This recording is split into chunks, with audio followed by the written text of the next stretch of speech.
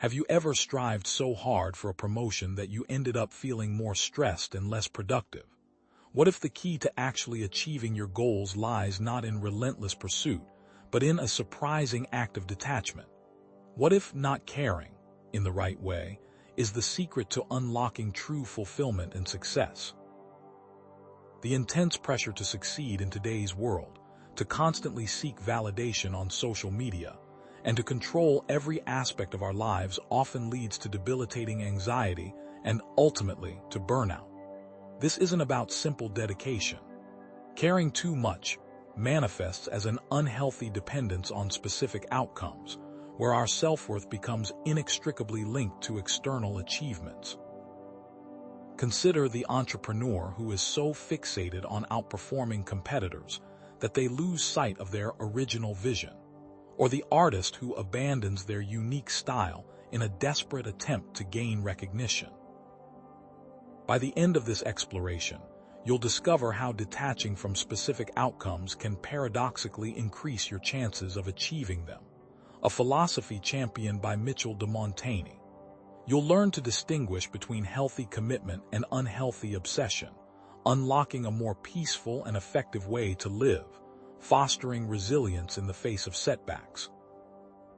We'll delve into strategies for embracing uncertainty and finding joy in the process, not just the end result, revealing the power of non-attachment in achieving a more balanced and fulfilling existence. It's understandable if the idea of not caring makes you a little uneasy.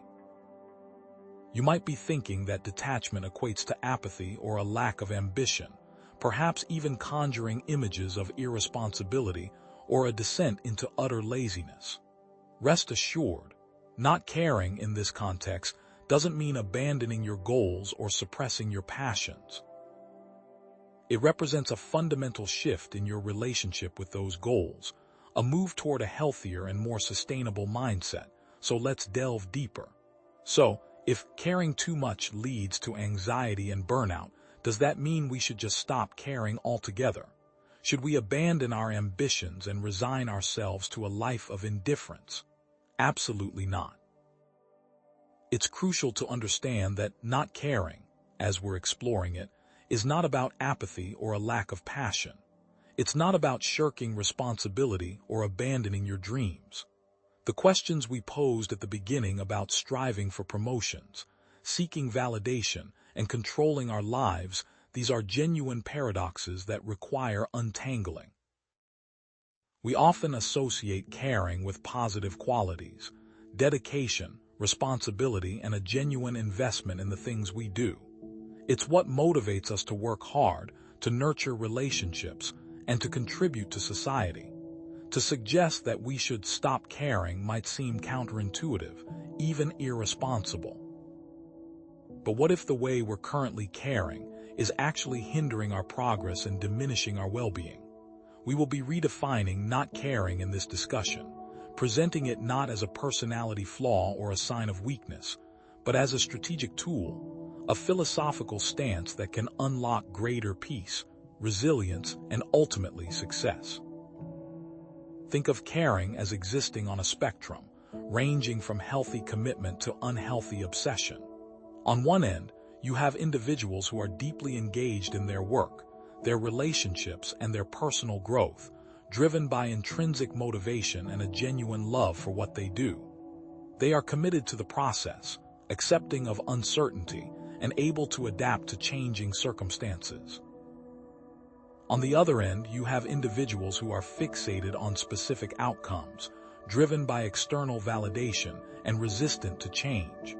Their self-worth is tied to achieving certain goals, and they become anxious and stressed when things don't go according to plan. What differentiates them? Consider a tightrope walker. If they are too focused on the destination, on reaching the other side, they are more likely to lose their balance and fall. They may rush, skip steps, or neglect the task at hand due to fear. On the other hand, if they are apathetic and unconcerned with reaching the other side, they are also likely to fail.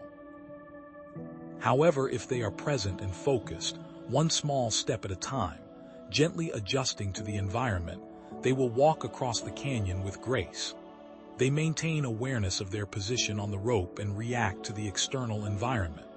Therefore, the most effective approach is not one direction or the other, but a balanced approach that adjusts to the environment. What happens when we become excessively attached to specific outcomes? Let's look at some real-world examples. In the world of work, an entrepreneur so fixated on beating competitors might make reckless decisions, alienate their team, and ultimately jeopardize their company's success. They may cut corners, engage in unethical practices, or burn out their employees in a desperate attempt to stay ahead. In relationships, an individual so desperate for approval might become clingy, lose their sense of self, and inadvertently push their loved ones away. They might constantly seek reassurance, become overly jealous, or sacrifice their own needs to please others. And when it comes to personal growth, a perfectionist who avoids challenges for fear of failure might stifle their potential, never taking the necessary risks to learn and grow. They may procrastinate, avoid new experiences, or give up easily when faced with obstacles. Think about it.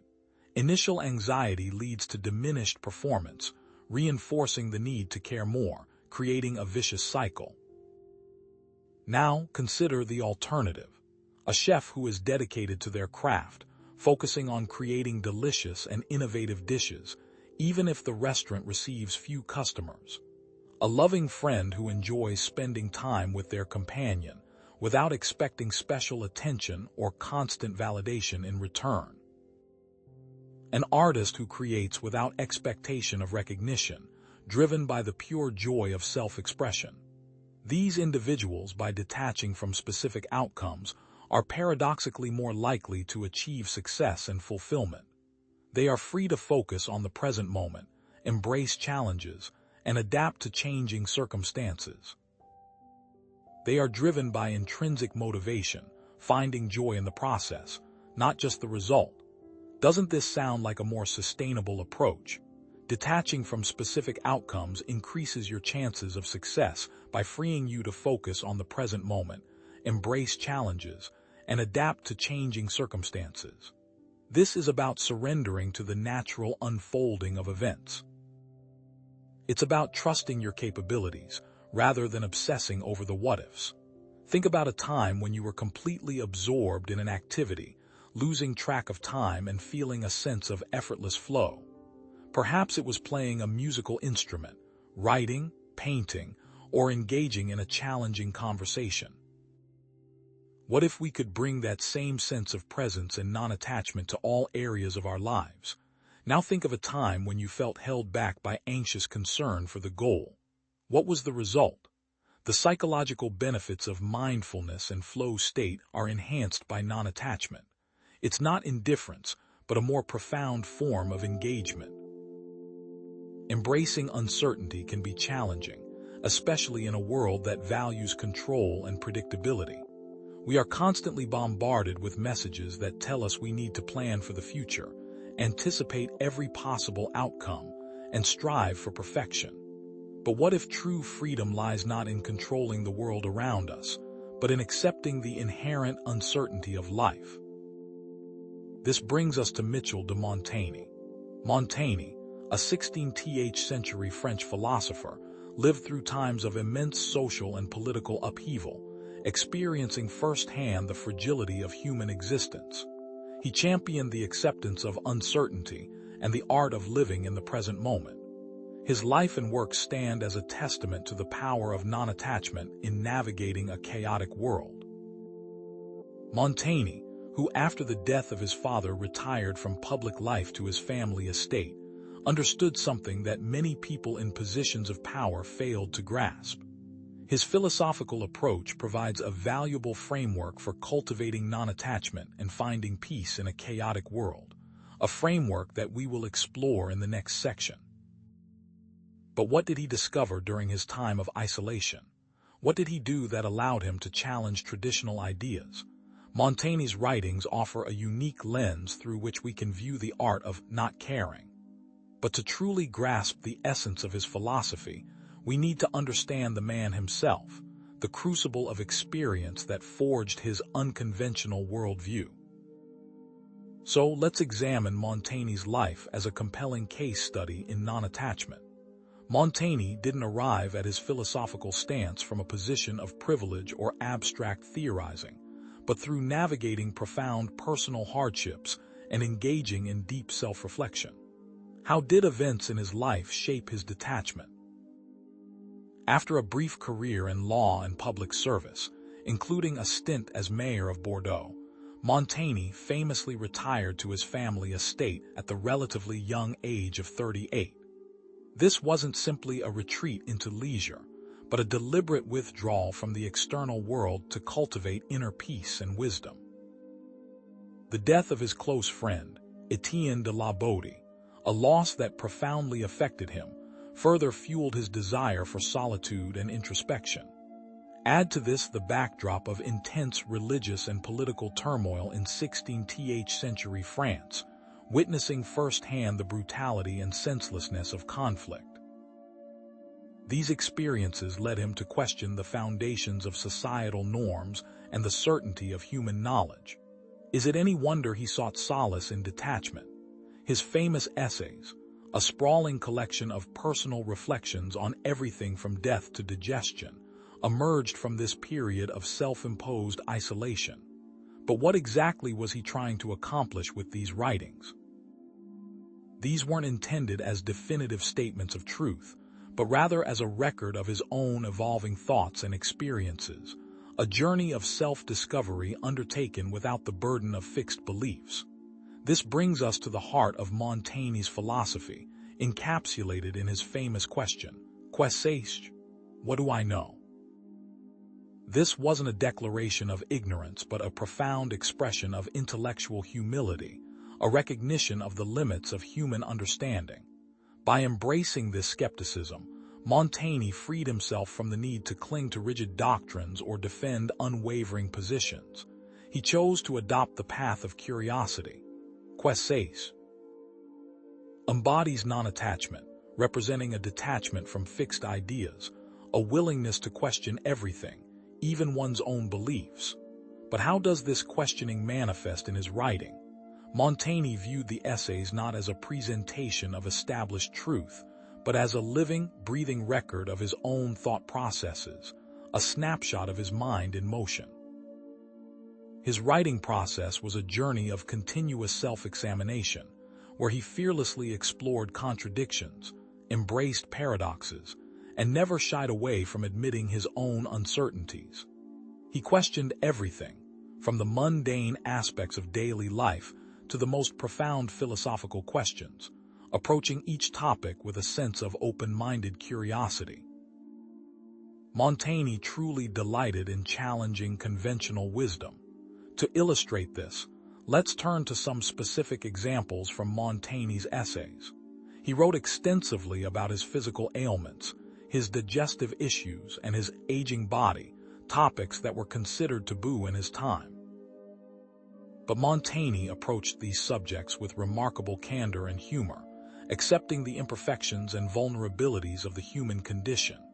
He confronted his own mortality with a similar sense of equanimity, recognizing that death is an inevitable part of life, not something to be feared or avoided. For example, in his essay of Physiognomy, he writes about the importance of accepting one's physical appearance, even if it's not conventionally attractive. He argues that true beauty lies in inner qualities, not in external appearances. He writes, "I speak truth, not so much as I would, but as much as I dare, and I dare a little the more as I grow older." What happens when one embraces the freedom to speak one's mind? Montaigne was also highly critical of vanity, ambition, and the relentless pursuit of external validation. He saw these as empty pursuits that ultimately lead to unhappiness and dissatisfaction. He encouraged his readers to cultivate inner contentment, to find joy in simple pleasures, and to live in accordance with their own values, rather than conforming to societal expectations. How many modern leaders or influencers display such transparency? Consider the stark contrast between a CEO who candidly discusses their company's failures and lessons learned, versus one who presents a flawless, but ultimately unrealistic, image of success. Or reflect on a thought leader who openly admits their own intellectual limitations, versus one who pretends to have all the answers. Montaigne's acceptance of imperfection and uncertainty allowed him to live a more authentic and fulfilling life, free from the anxieties and pressures that plague so many of us. But can this seemingly passive approach truly empower us in a world that values action and achievement? Can we really find strength in uncertainty? It might seem like a paradox, but Montaigne's skepticism and non-attachment to fixed beliefs can be a powerful source of resilience in a world of constant change and uncertainty. Embracing doubt allows us to become more open to new ideas, more adaptable to changing circumstances, and more resistant to manipulation.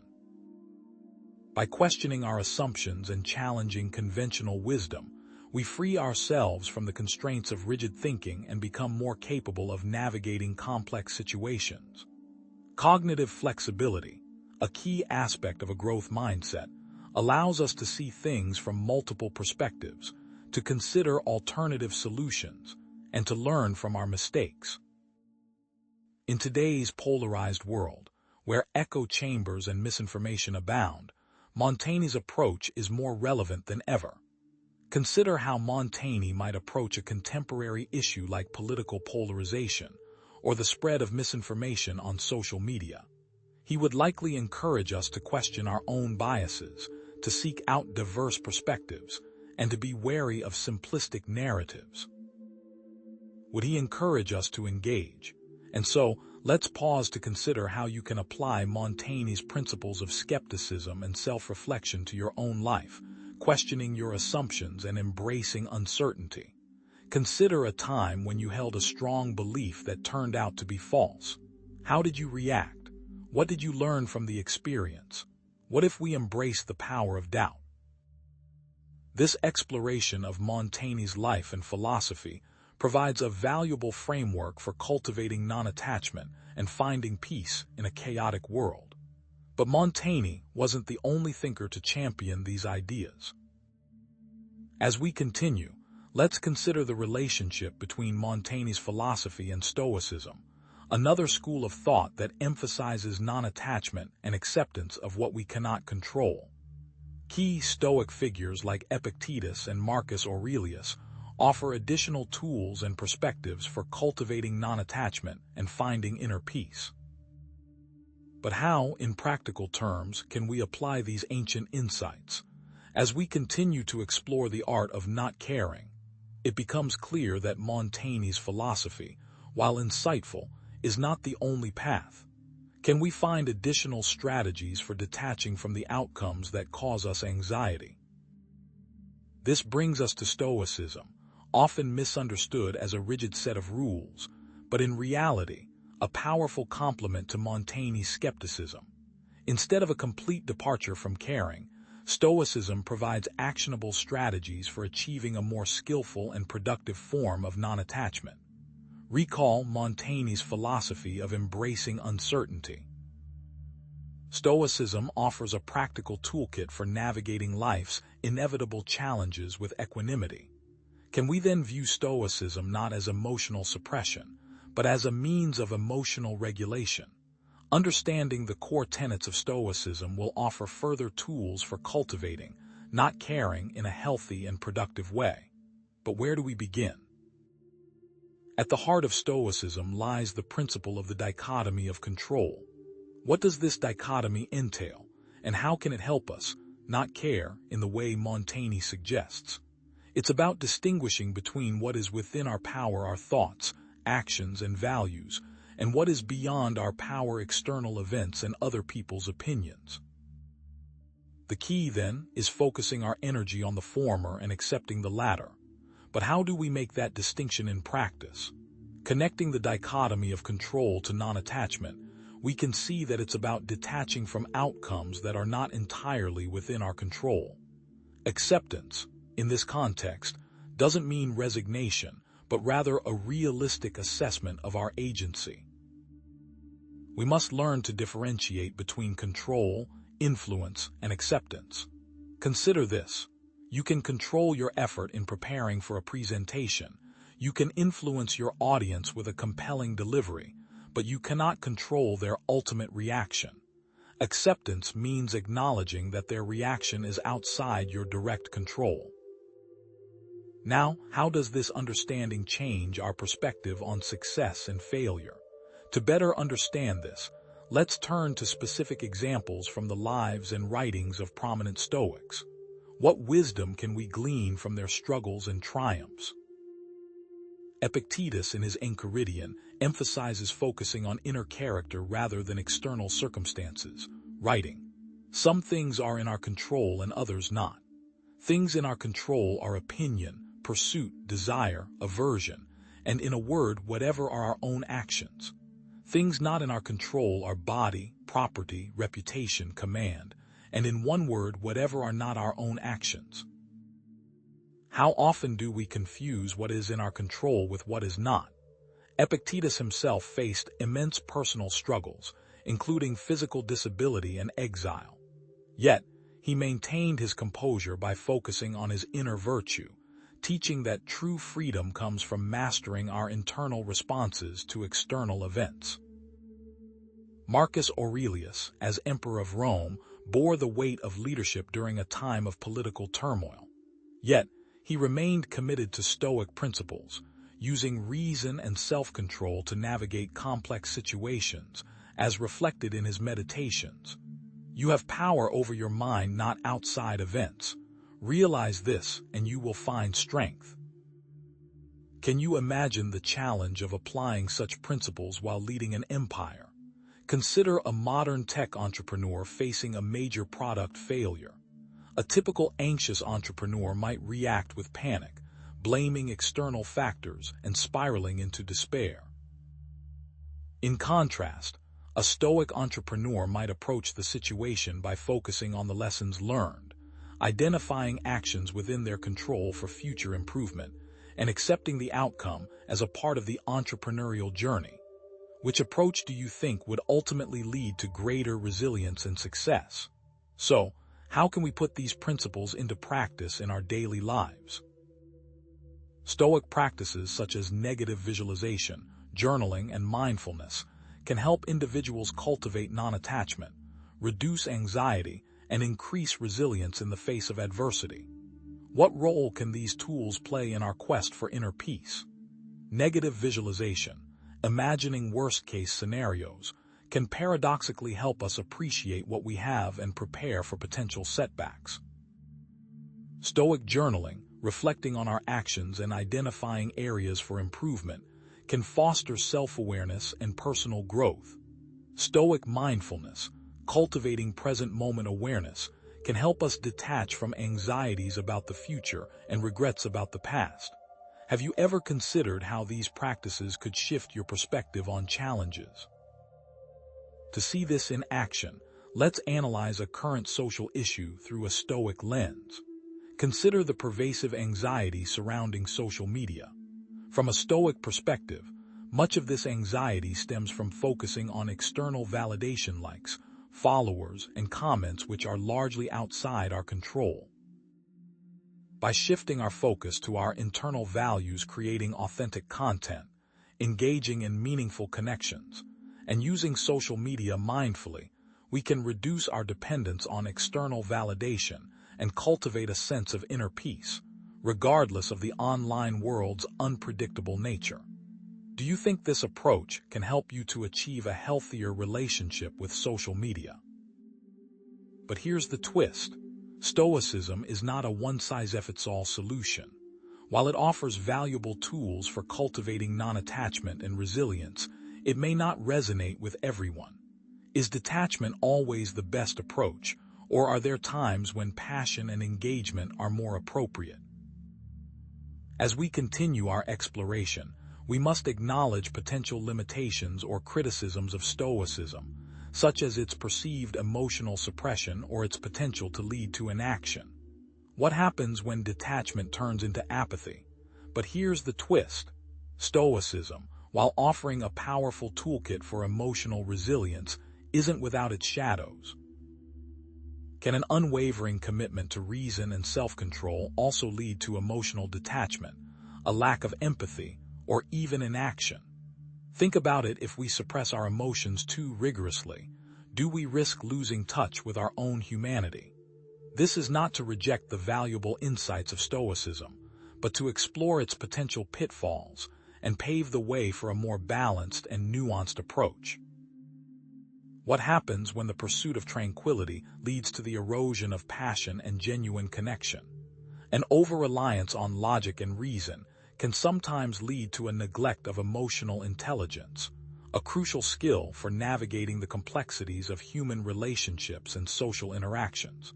What does emotional intelligence even entail, and why is it so important?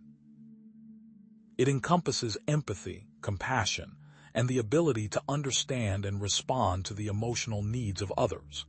Suppressing emotions, on the other hand, can hinder creativity, intuition, and the ability to connect with our inner selves. It's important to distinguish between healthy emotional regulation, acknowledging and processing emotions in a constructive way, and unhealthy emotional suppression, which can lead to pent-up feelings, resentment, and even psychological distress. But how do we strike that balance between reason control and emotional expression? Consider the case of a general so detached from the suffering of his troops that he makes callous decisions, ultimately losing their loyalty and jeopardizing the mission. Has history not shown us the disastrous consequences of unemotional leadership? A modern example might be a CEO so focused on controlling their emotions that they become distant and unapproachable, stifling creativity and innovation within their company. In contrast, think of a leader who shows empathy and inspires their team through vulnerability, or an athlete who acknowledges their fear but still performs successfully. What do these leaders have in common, and what sets them apart from their Stoic counterparts? These examples reveal a crucial point.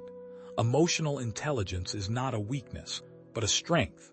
So, how can we integrate emotional intelligence and vulnerability into our lives without abandoning the valuable principles of Stoicism? The key lies in finding a balanced approach that incorporates both reason and emotion. Acknowledging and processing our emotions can lead to greater self-awareness, resilience, and authenticity. We can also use our emotions as data, providing valuable insights into our needs, values, and relationships. Practices like journaling, meditation, and therapy can help us cultivate emotional intelligence, while mindful communication can foster deeper connections with others. How can you start integrating these practices into your daily routine? To help illustrate this, consider the situation of a therapist or social worker. Should they adopt a strictly Stoic approach, or might that lead to burnout and emotional detachment from their clients? The very nature of their work demands empathy and compassion, requiring them to connect with the emotional pain of others. In such cases, adapting the Stoic approach to incorporate elements of self-compassion and emotional expression may be essential for long-term well-being and effectiveness. And what about someone who works in a highly emotional environment? Ultimately, the goal is to find a balance between detachment and engagement, reason and emotion, that allows us to navigate the complexities of life with both wisdom and compassion. This is because simply adapting Stoicism may not be enough. This brings us to another path, an alternative philosophical perspective that emphasizes non-attachment through the acceptance of impermanence and the cultivation of compassion: Buddhism. Can Buddhism provide the missing piece for a more complete understanding of non-attachment? Can it offer a different approach to emotions, detachment, and finding meaning in a world filled with suffering? By exploring the core principles of Buddhism, we may discover a more holistic and compassionate path to not caring, one that embraces both our reason and our humanity. And here's where things get really interesting.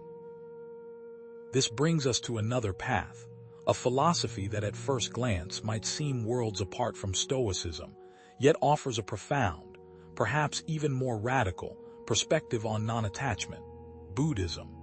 But can Buddhism truly offer a deeper understanding of what it means to stop caring? And can it do so in a way that addresses the potential limitations of the Stoic approach? The Buddhist concept of shunyata, often translated as emptiness, is not a void or nothingness, but a far more nuanced idea. It suggests that nothing possesses inherent, independent existence. Everything arises in dependence upon other things, like a vast, interconnected web where each strand relies on every other. If this is true, what does it mean for our attachments, our desires, and our sense of self? Buddhism proposes that clinging to these impermanent things is the root of suffering. Can grasping at things that are always changing ever truly bring lasting happiness? This is where the Four Noble Truths come in, serving as the bedrock of Buddhist teachings. They represent both a diagnosis of the human condition and a prescription for liberation. The first truth acknowledges the undeniable presence of suffering in life, the pain of loss, the frustration of unfulfilled desires, the inevitability of aging and death. The second truth points to the root cause of this suffering: attachment and craving. We cling to things we believe will make us happy, but because these things are impermanent, they ultimately lead to disappointment and pain. The third truth offers hope, stating that suffering can be overcome by eliminating attachment. But how do we accomplish this? This is where the fourth truth comes in, the Eightfold Path, providing a practical means to achieve liberation. The Eightfold Path isn't a set of rigid rules, but rather a guide for cultivating wisdom, ethical conduct, and mental discipline. It comprises right understanding, seeing the world as it truly is, not as we wish it to be; right thought, cultivating positive and compassionate thoughts; right speech, speaking truthfully and kindly; right action, behaving ethically and responsibly; right livelihood, earning a living in a way that doesn't harm others; right effort, making a conscious effort to cultivate positive qualities and eliminate negative ones; right mindfulness, paying attention to the present moment without judgment; and right concentration, developing focus and mental clarity through meditation. How does each of these elements contribute to non-attachment? They systematically weaken our tendency to cling to desires and outcomes, cultivating a sense of inner peace and equanimity. To illustrate this, imagine two individuals who receive a personal insult. The first, driven by ego and attachment to their self-image, immediately seeks revenge, consumed by anger and resentment.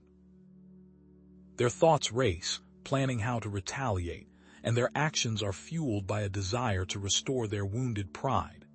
Now consider the second individual, one who is actively practicing the Eightfold Path.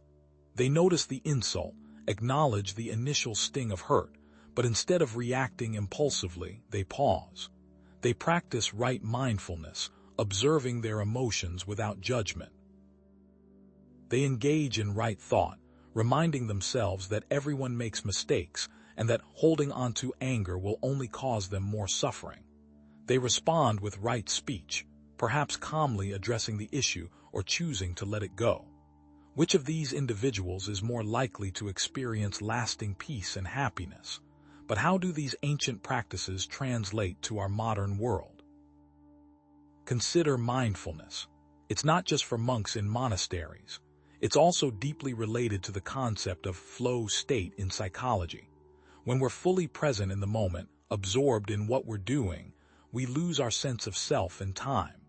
Think of a musician lost in their performance, an athlete completely focused on the game, or a surgeon performing a delicate operation. In these moments, there is no room for worry, anxiety, or self-doubt. Non-attachment becomes effortless, and we experience a sense of freedom and joy. What if we could cultivate this state of flow more often in our daily lives? The Buddhist understanding of non-attachment has the potential to unlock profound peace, compassion, and wisdom. By detaching from our desires and fears, we can experience a sense of freedom and equanimity that transforms our entire outlook on life. This isn't about becoming emotionless or apathetic. It's about cultivating a healthy relationship with our emotions, recognizing them as fleeting experiences rather than defining aspects of our identity. With this comes an ability to make better decisions, cultivate healthier relationships, and live a more meaningful life. Take, for example, a company deciding whether to prioritize short-term profit or long-term environmental sustainability. A Buddhist lens might encourage them to consider the interconnectedness of all things and to choose the path that minimizes harm and promotes well-being for all. Now consider your own life. Where are your attachments causing you the most suffering? Are you clinging to a particular outcome, a relationship, or a belief about yourself? How can you begin to cultivate non-attachment through Buddhist practices like meditation, mindfulness, and compassion?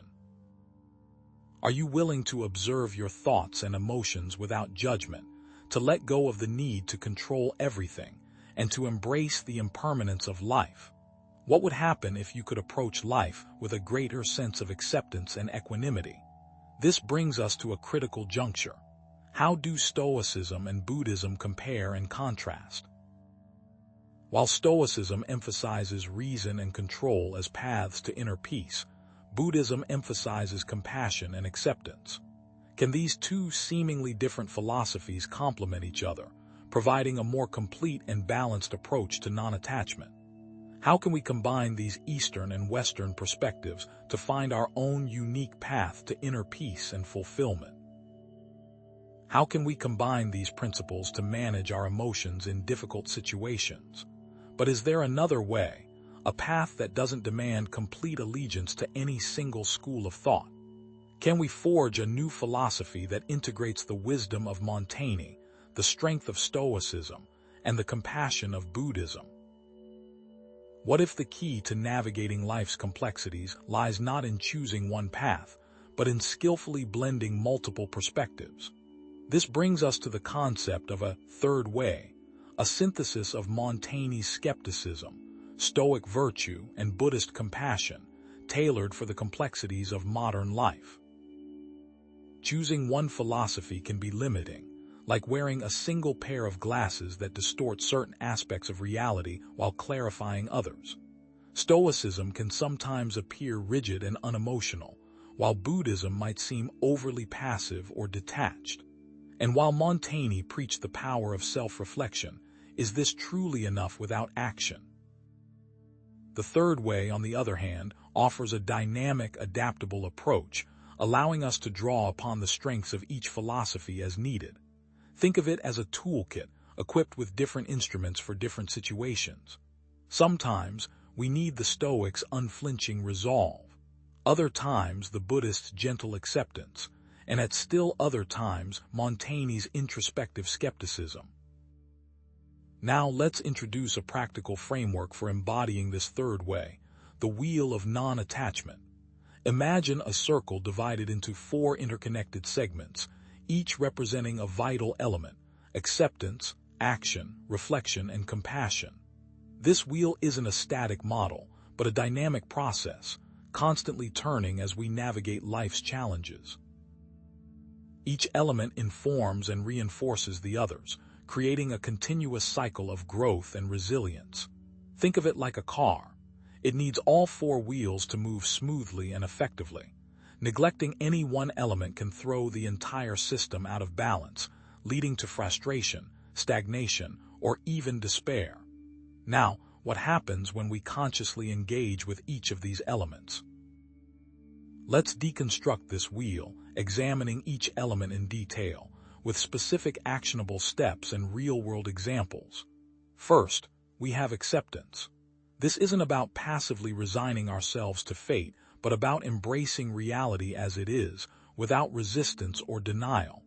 It begins with practicing radical acceptance, acknowledging the present moment without judgment. For example, imagine facing a job loss. Instead of dwelling on anger, resentment, or self-pity, radical acceptance involves acknowledging the situation. I have lost my job. This simple act of acceptance creates space for clear thinking and effective action. Now, how would you react in this situation? Next comes action. Acceptance alone is not enough. We must take meaningful steps to improve our situation. This involves focusing on what is within our control, channeling our energy into productive efforts. In the case of the job loss, action might involve updating your resume, networking with contacts, and actively searching for new opportunities. The key is to avoid paralysis by analysis, to take concrete steps forward, even if they seem small or insignificant. Remember, even a single step can start a journey. So, what steps are you willing to take? The third element is reflection. As we take action, it's crucial to pause and reflect on our experiences, learning from both our successes and our failures. This involves journaling to improve understanding, to analyze our thoughts, feelings, and behaviors. In the context of the job search, reflection might involve reviewing your job search strategy, identifying what's working and what's not, and making adjustments accordingly. It's about becoming a student of your own life, constantly learning and evolving. After reflecting and journaling, what did you discover? Finally, we have compassion. This involves cultivating kindness, both towards ourselves and towards others. It means treating ourselves with the same understanding and support that we would offer a close friend. In the context of the job search, compassion might involve supporting other job seekers, sharing resources and encouragement, and recognizing that we're all in this together. It's about building a network of empathy and connection, recognizing our shared humanity. What steps can you take to be more compassionate? Let's imagine a scenario where all 4 steps are used together. Sarah loses her job. She initially feels devastated, but she practices radical acceptance, acknowledging the reality of the situation without resistance. Then, she takes action, updating her resume, networking with former colleagues, and applying for new positions. As she goes through the job search process, she pauses to reflect, journaling about her experiences and identifying areas for improvement. Finally, she cultivates compassion, offering support to other job seekers and reminding herself that she is worthy of success. Over time, Sarah's resilience grows, and she is able to navigate the challenges of the job search with greater ease and grace, and lands a job that is even better than the last. But here's what most people miss. This wheel isn't just a tool for overcoming adversity. It's a framework for living a more meaningful and fulfilling life, and a method of looking at every challenge from multiple perspectives. Now, how can we navigate the wheel of non-attachment in different situations, finding balance and flow between these 4 elements? The answer lies in recognizing that some elements might be more important than others, depending on the circumstances. In a crisis, acceptance and action might take precedence, while in times of stability, reflection and compassion might be more prominent. The key is to be flexible and adaptable, adjusting our approach as needed. Ultimately, mastering the wheel of non-attachment can lead to greater resilience, effectiveness, and inner peace. How would Montaigne, with his emphasis on self-knowledge, a Stoic, with his focus on virtue, and a Buddhist, with his commitment to compassion, approach the same situation? What new insights might emerge from integrating their perspectives within the wheel? Consider how you can apply the wheel of non-attachment to a current challenge in your own life. What element feels most challenging for you, and how can you begin to cultivate it more fully? But the wheel of non-attachment is not a destination.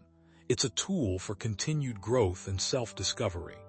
The journey of non-attachment is lifelong, requiring ongoing effort and reflection. But what happens when the wheel gets stuck? What are the common obstacles to non-attachment, and how can we overcome them? But what happens when the wheel gets stuck? What are the common obstacles to non-attachment, and how can we overcome them? Now, let's delve deeper into the first major obstacle to non-attachment: the illusion of control. It is a common misconception that we can control external events and other people's behavior if we simply try hard enough. Let's quickly recap the wheel of non-attachment. It is a framework with acceptance, action, reflection, and compassion. This section addresses a key reason why many struggle with non-attachment, despite all its obvious benefits. Our goal is to deconstruct the illusion of control and show how it inevitably leads to anxiety and suffering. Why is this so important? Because relinquishing the need for control is paramount for navigating life with greater peace and effectiveness. How can we begin to dismantle this illusion and free ourselves from its grip? To understand this illusion, we must explore the psychological and societal factors that contribute to it. These factors include cognitive biases, cultural norms, and early childhood experiences. What this means is that our belief in control isn't always based on reality, but rather on deeply ingrained patterns of thinking and behaving. First, there are cognitive biases, such as the just world fallacy, the belief that people get what they deserve, which leads us to think we can control our outcomes by being good or deserving. There's also confirmation bias, where we seek out information that confirms our existing beliefs about our ability to influence events. This is built on the foundation of cultural norms. The emphasis on achievement, competition, and individual responsibility in Western societies reinforces the idea that we are masters of our own destiny. Think about it. How often are we told that we can achieve anything we set our minds to if only we work hard enough? Another critical factor is early childhood experiences. Overprotective parenting and a lack of exposure to risk and failure can instill a belief that we can and should control every aspect of our lives. So, in essence, we're dealing with a complex interplay of psychological and social forces that perpetuate the illusion of control. But what are the consequences of clinging to this illusion?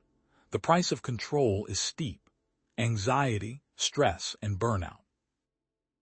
Let's explore these consequences in various domains of life. For example, consider a manager who micromanages her team. Her constant need to control every detail leads to resentment among her employees and ultimately decreases productivity.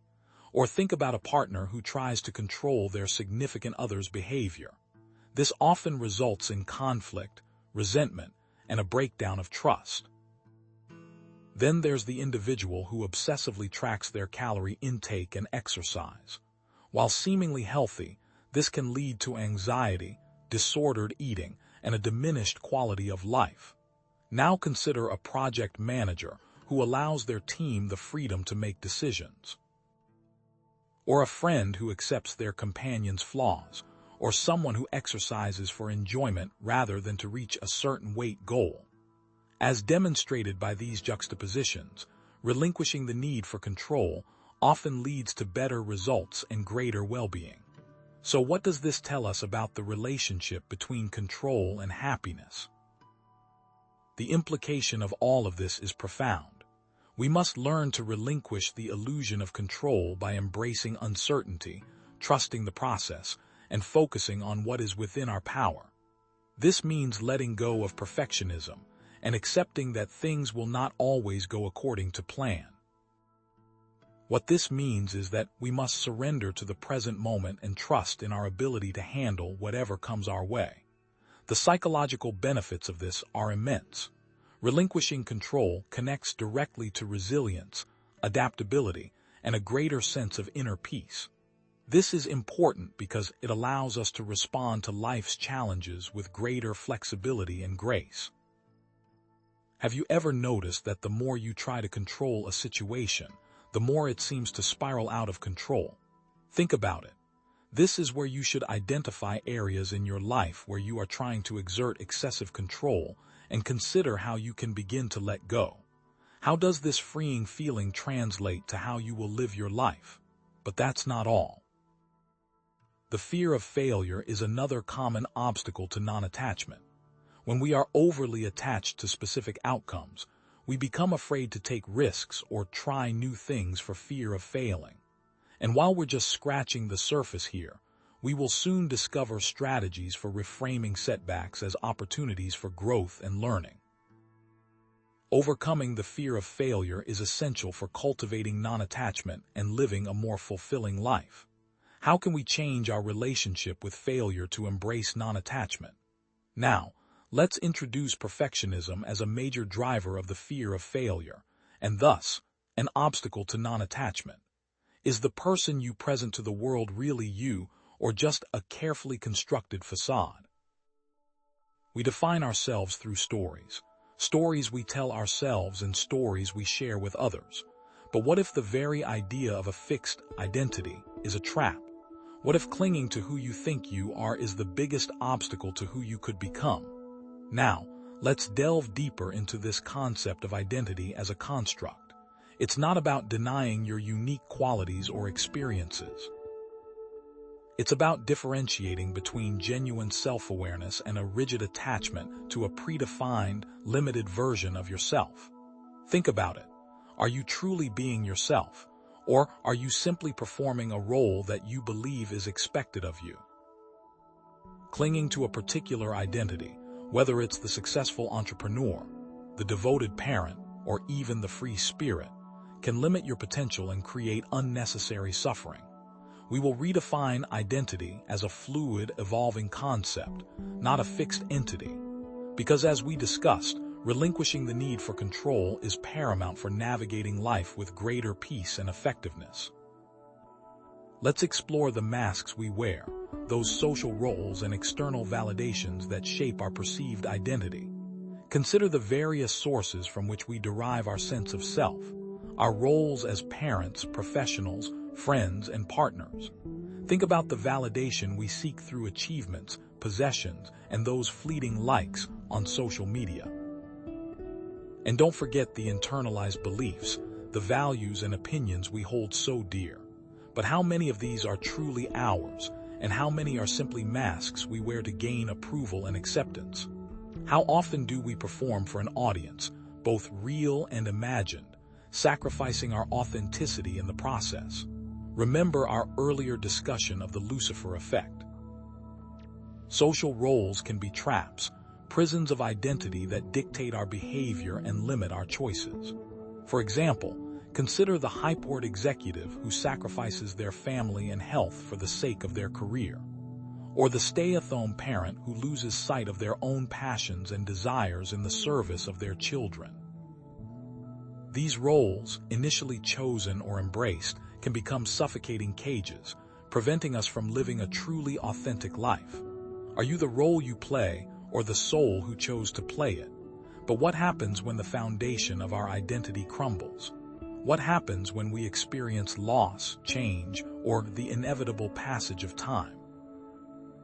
Attachment to identity leads to negative consequences, whether it's the loss of a job, the end of a relationship, the effects of aging, or even changes in physical appearance. A famous athlete, forced to retire due to injury, may experience a profound crisis of identity, feeling lost and without purpose.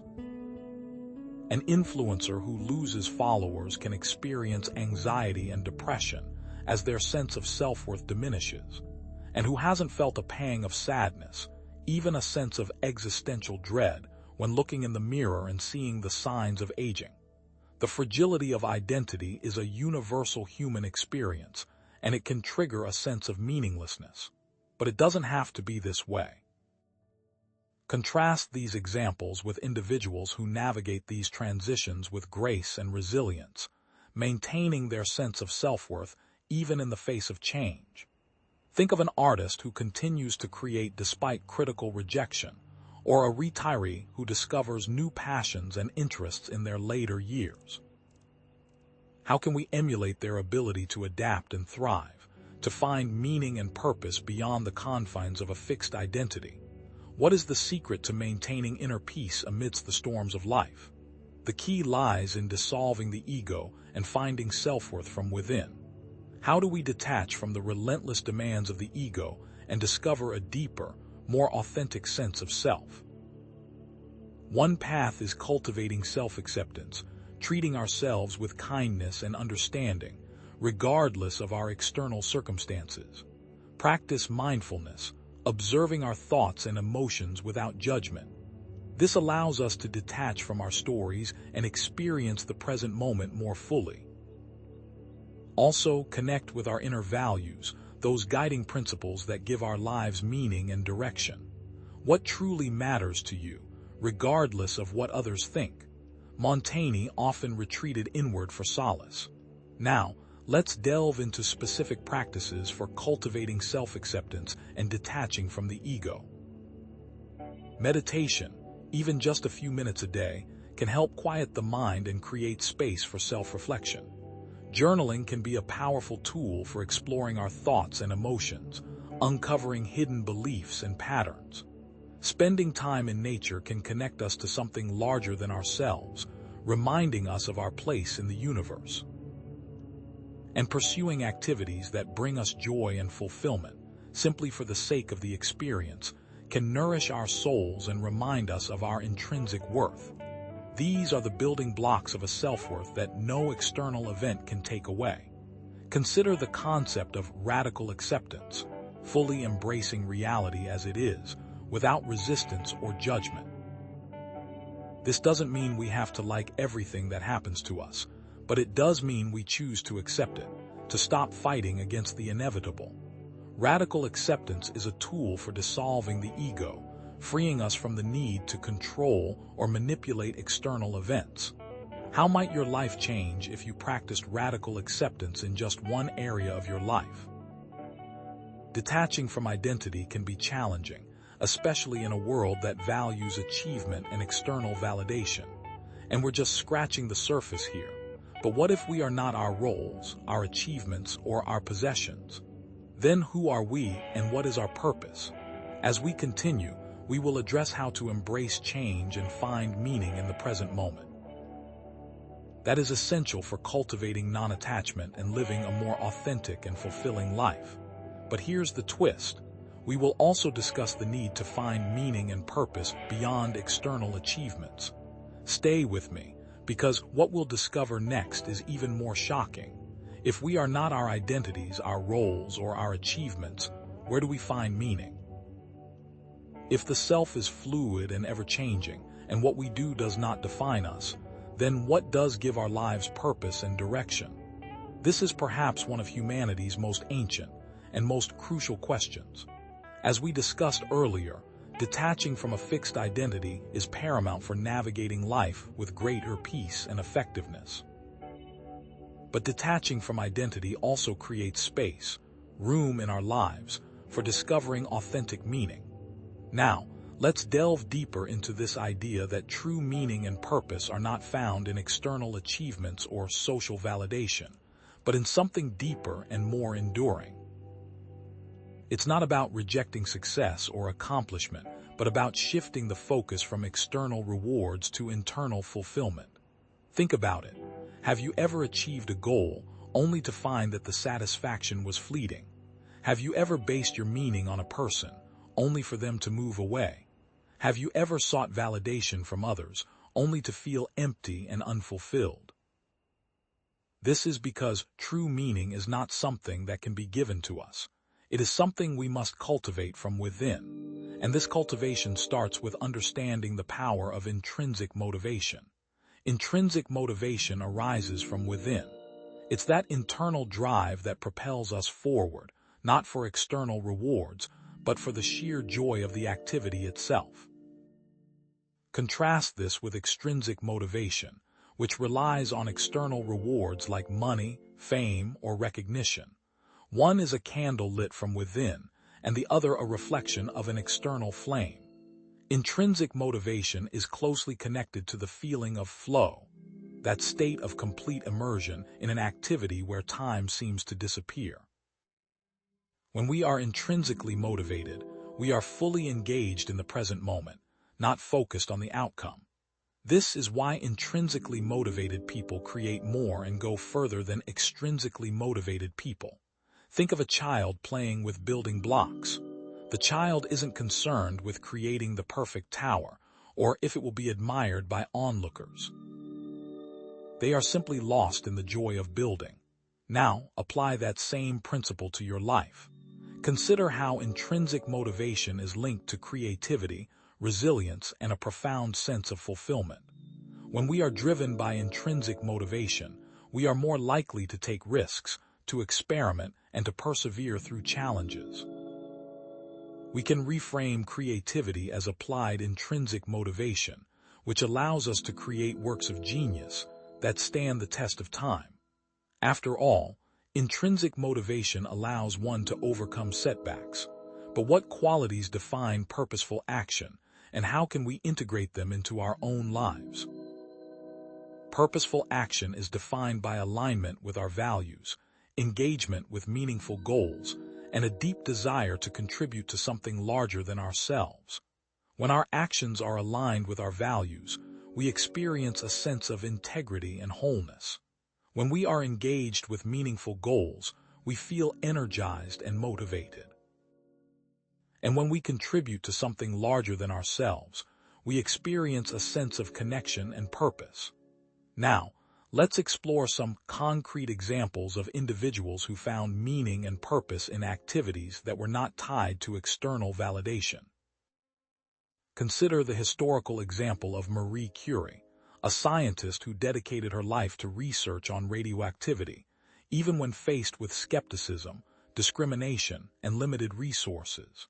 She was driven by a deep curiosity and a desire to understand the natural world, not by the promise of fame or fortune. The same can be said of someone like Jane Goodall, an English primatologist and anthropologist. Considered to be the world's foremost expert on chimpanzees, Goodall is best known for her 60-year study of social and family interactions of wild chimpanzees. She is considered to be the founder of the Jane Goodall Institute.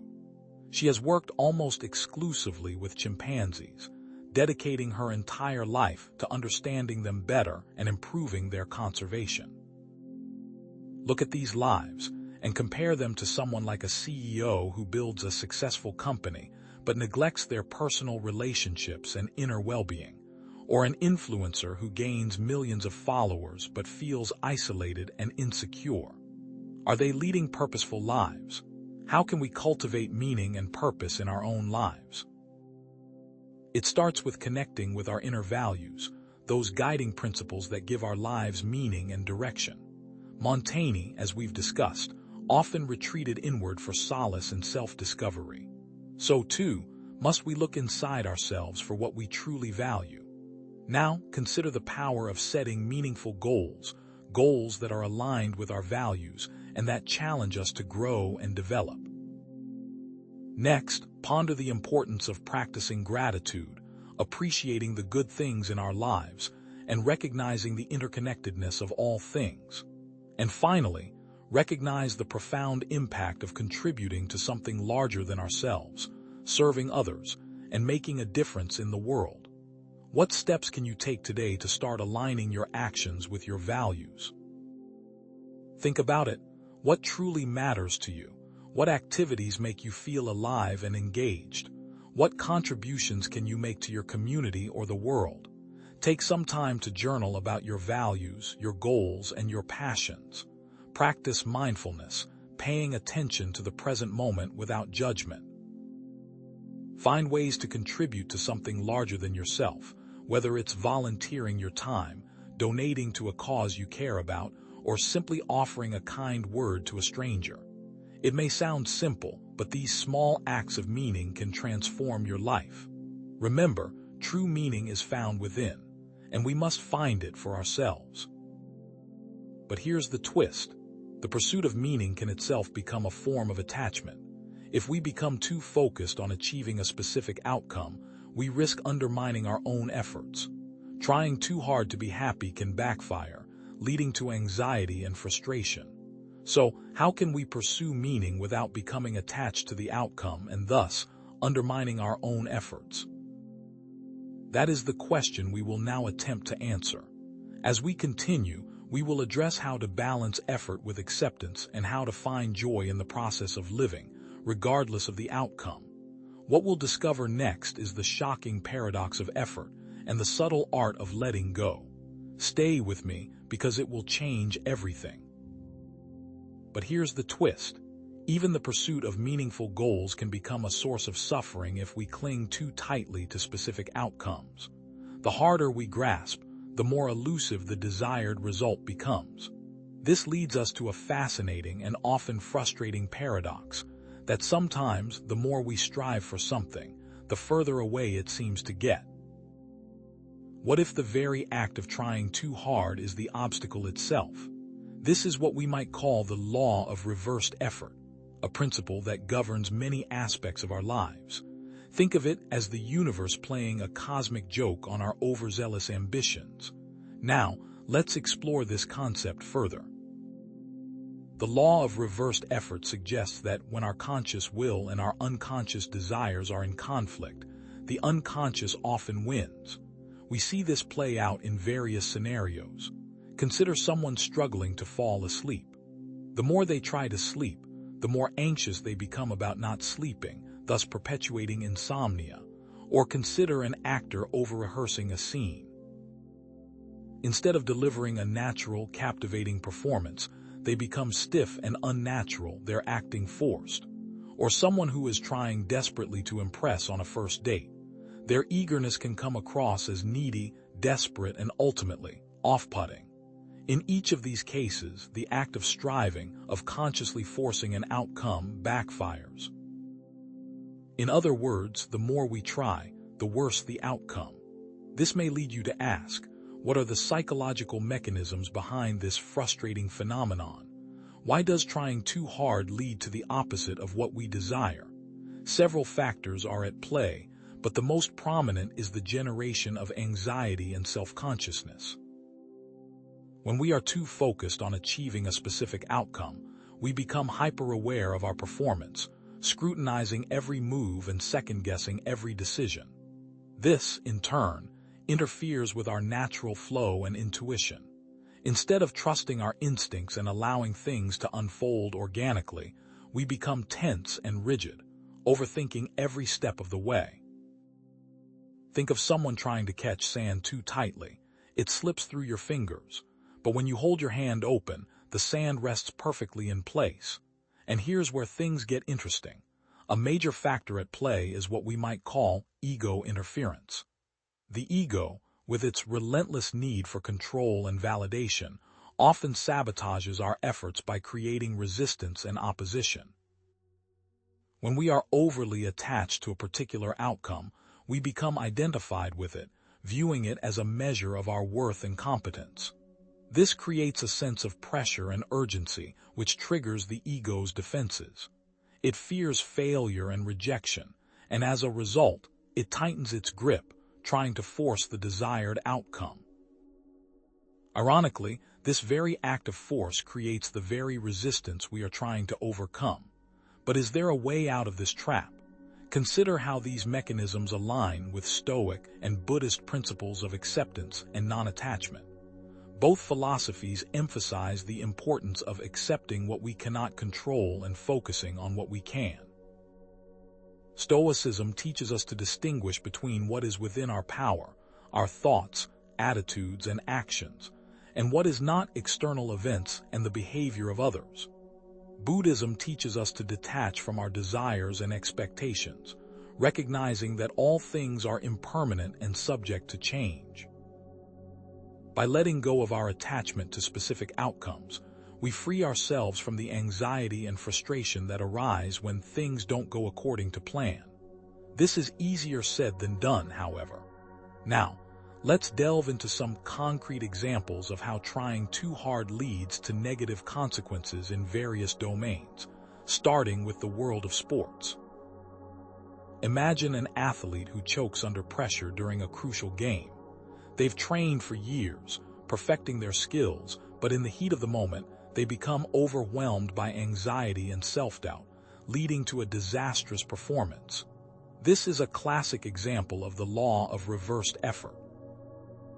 Contrast this with an athlete who trusts their training and performs in a state of flow, fully present in the moment, unburdened by expectations or fears. The latter is detached from the outcome and thus performs better. Similarly, a salesperson who is too pushy and aggressive, focused solely on closing the deal, often alienates potential customers. Instead of building rapport and understanding their needs, they come across as manipulative and self-serving, driving customers away. On the other hand, a salesperson who listens attentively, builds genuine connections, and focuses on providing value is far more likely to succeed. And it doesn't end there. Think of a musician who is so focused on technical perfection that they lose the emotional connection with their audience. Their performance becomes sterile and lifeless, lacking the passion and authenticity that moves people. Contrast this with a musician who pours their heart and soul into their music, connecting with their audience on a deep, emotional level. Now, consider someone trying to force a romantic relationship that isn't there, clinging to someone who doesn't reciprocate their feelings. Their neediness and desperation often drive the other person away, creating resentment and distance. However, someone who loves freely and is unattached to the outcome, accepting the other person's choices, is far more likely to find genuine connection and fulfillment. All of these examples are situations where one is attached to an outcome. All of these examples end poorly. This begs the question, how do we balance intention with acceptance, combining effort with non-attachment to achieve optimal results? It starts with setting clear goals and taking action, but also letting go of our attachment to the outcome. It's about focusing on the process, on doing our best in the present moment, rather than fixating on the future result. It's about cultivating self-compassion and treating ourselves with kindness, even when things don't go according to plan. Remember the wheel of non-attachment. Action must be balanced by acceptance. How, then, can we apply this practically? Try mindfulness exercises to stay present in the moment. Practice goal-setting techniques that emphasize process over outcome. And implement strategies for reframing setbacks as opportunities for learning and growth. Now, consider how these principles can be applied to your life. Where are you trying too hard? What outcomes are you overly attached to? What steps can you take to begin balancing effort with acceptance, and ultimately find greater peace and fulfillment in your life? Reflect on this question, for the answer will change everything. Cultivating skillful effort is essential for cultivating non-attachment. This may sound simple, but it can be challenging, especially when we are passionate about achieving a particular goal. And that brings us to another layer of understanding. But here's what most people miss. This is where the Taoist concept of Wu Wei, effortless action, comes into play. It is not laziness but action in alignment with nature. How can we find the sweet spot between effort and non-attachment, where we are both fully engaged and completely at peace? How do we embody Wu Wei in our daily lives? And is this even possible to achieve? The truth, which we will uncover, is that cultivating skillful effort is essential for cultivating non-attachment, and there is a roadmap to get there. What we'll discover next is even more shocking and will require us to look inward. Stay with me, because it's about to get profound. But here's what most people miss. The balance between intention and acceptance, effort and non-attachment, is found in understanding the Taoist concept of Wu Wei. It is not laziness but action in alignment with nature. But what exactly is Wu Wei? How can we find the sweet spot between effort and non-attachment, where we are both fully engaged and completely at peace? How do we embody Wu Wei in our daily lives? And is this even possible to achieve? Now, let's delve deeper into understanding Wu Wei, a concept often misunderstood as mere passivity or doing nothing. This interpretation couldn't be further from the truth. Wu Wei, more accurately translated as effortless action or action through non-action, offers a pathway to resolving the paradox of effort we discussed previously. Just as Montaigne allowed his thoughts to flow freely in his essays, Wu Wei encourages us to align with the natural currents of life, achieving optimal results with minimal conscious exertion. Our goal now is to understand Wu Wei as a path to aligning with the natural flow of life and achieving optimal results with minimal effort. As we continue, let's explore the core principles of Wu Wei. At its heart, Wu Wei is about aligning ourselves with the Tao, the fundamental order of the universe. This alignment involves several key elements: observing and understanding the natural flow of events, acting in accordance with this flow rather than resisting it, minimizing unnecessary effort and intervention, and trusting in the inherent wisdom of the universe. It is vital to differentiate between doing nothing and allowing things to happen. Doing nothing implies passivity and a lack of engagement, while allowing things to happen involves active observation, understanding, and skillful response. Imagine a skilled sailor navigating a sailboat. They don't fight the wind. Instead, they adjust the sails to harness its power, moving effortlessly across the water. Or consider a therapist, listening empathetically to a patient without interruption, allowing the patient to come to their own realization and drawing a helpful conclusion. This principle is related to the principle of least action, where something complex is resolved with the least effort possible. It connects to the Stoic concept of accepting what we cannot control and the Buddhist concept of non-attachment. But how does Wu Wei manifest in the real world? Consider the following. In nature, a river flows effortlessly to the sea, adapting to the terrain without resistance. It doesn't try to force its way through mountains. Instead, it meanders around them, finding the path of least resistance. In art, a jazz musician improvises spontaneously, allowing the music to flow through them without conscious effort. They don't overthink each note. Instead, they trust their instincts and allow the music to emerge organically. A leader might empower their team to make decisions, rather than micromanaging every detail. They trust their team's capabilities and allow them to take ownership of their work. A martial artist may use their opponent's force against them, rather than relying on brute strength. They observe their opponent's movements, anticipate their actions, and use their own momentum to create an advantage. What happens, though, when we resist this natural flow? A dam blocking the flow of a river leads to flooding and erosion. An artist who overthinks their work creates a stiff and unnatural creation.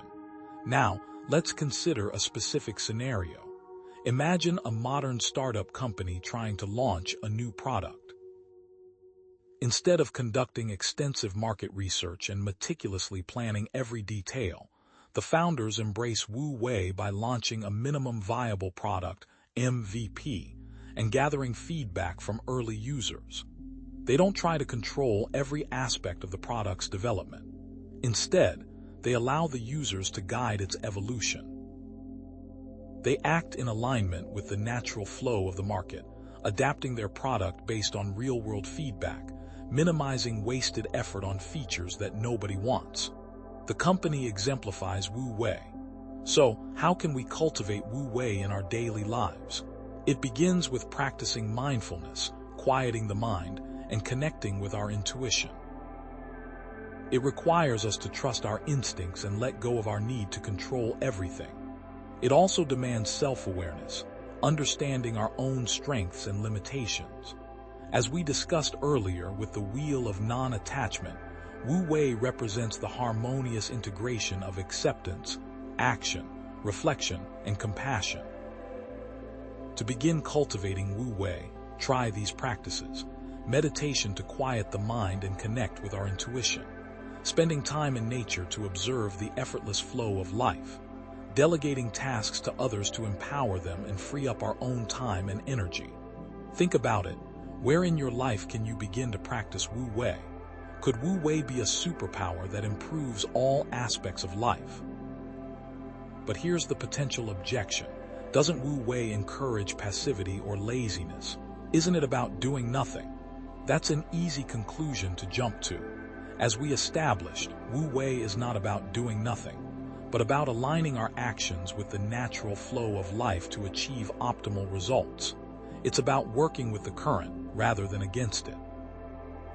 Ultimately, Wu Wei is a dynamic and engaged way of living, not a passive or detached one.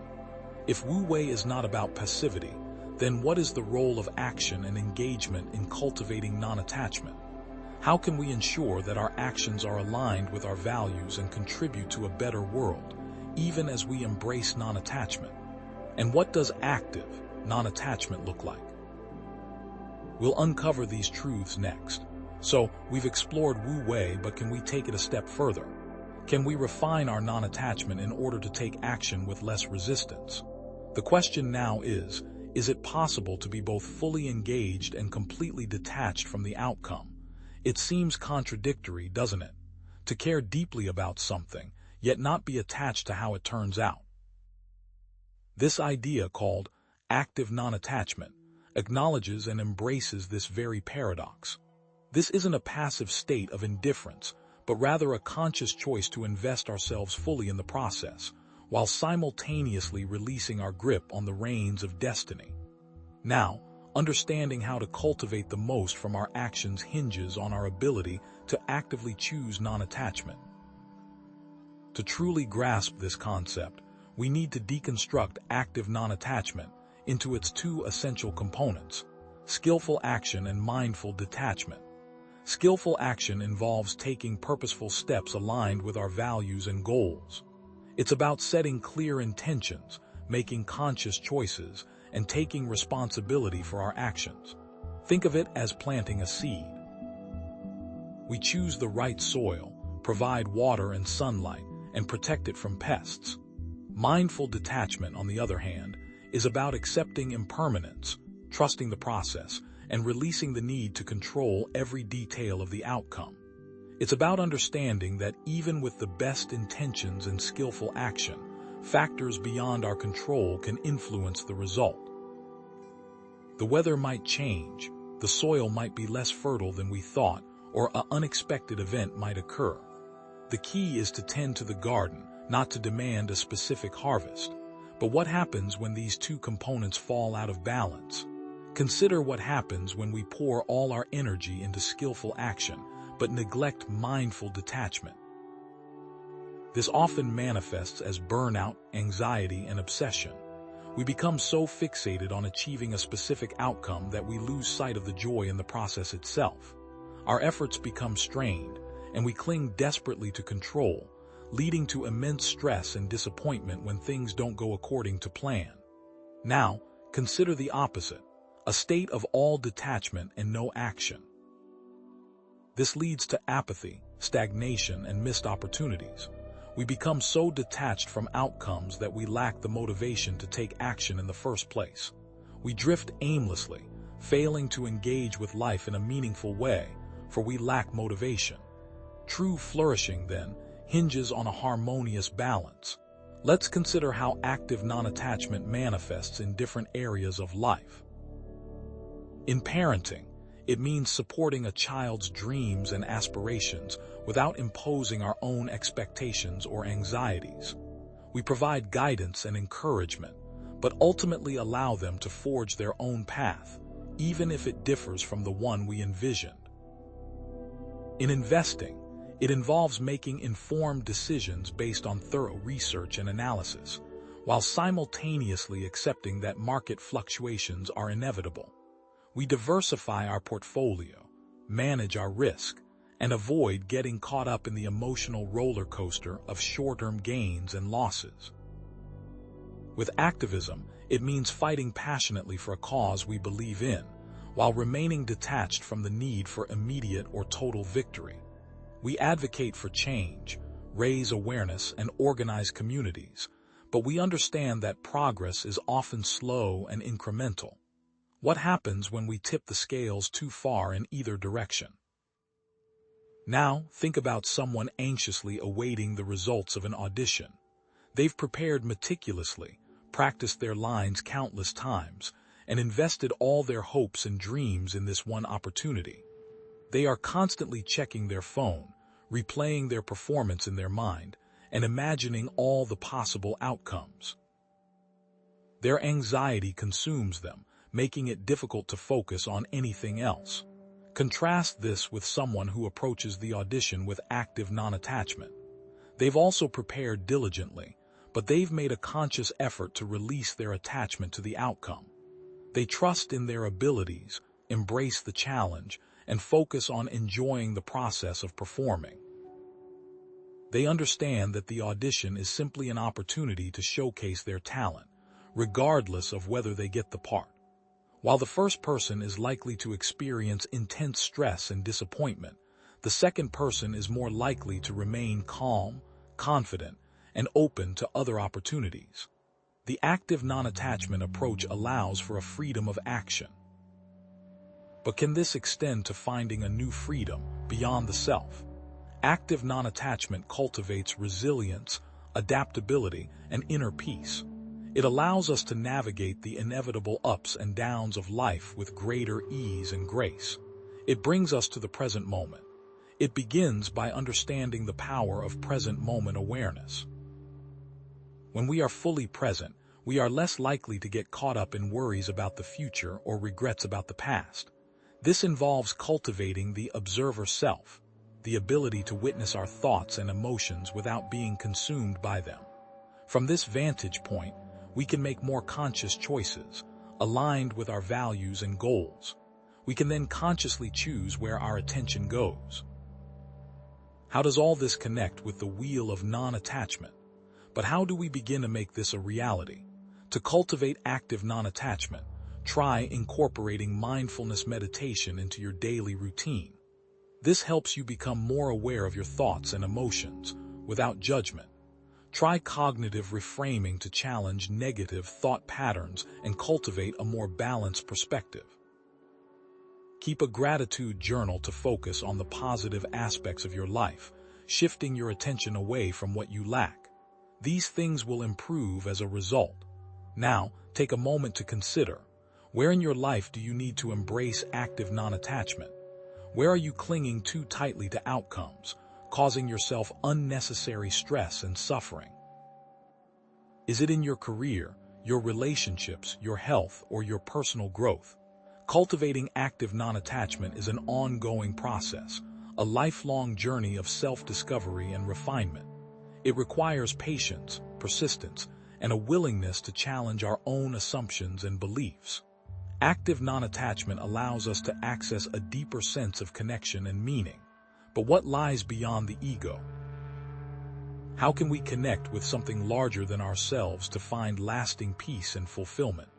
Next, we will explore the transcendent perspective as a path to finding ultimate meaning and purpose.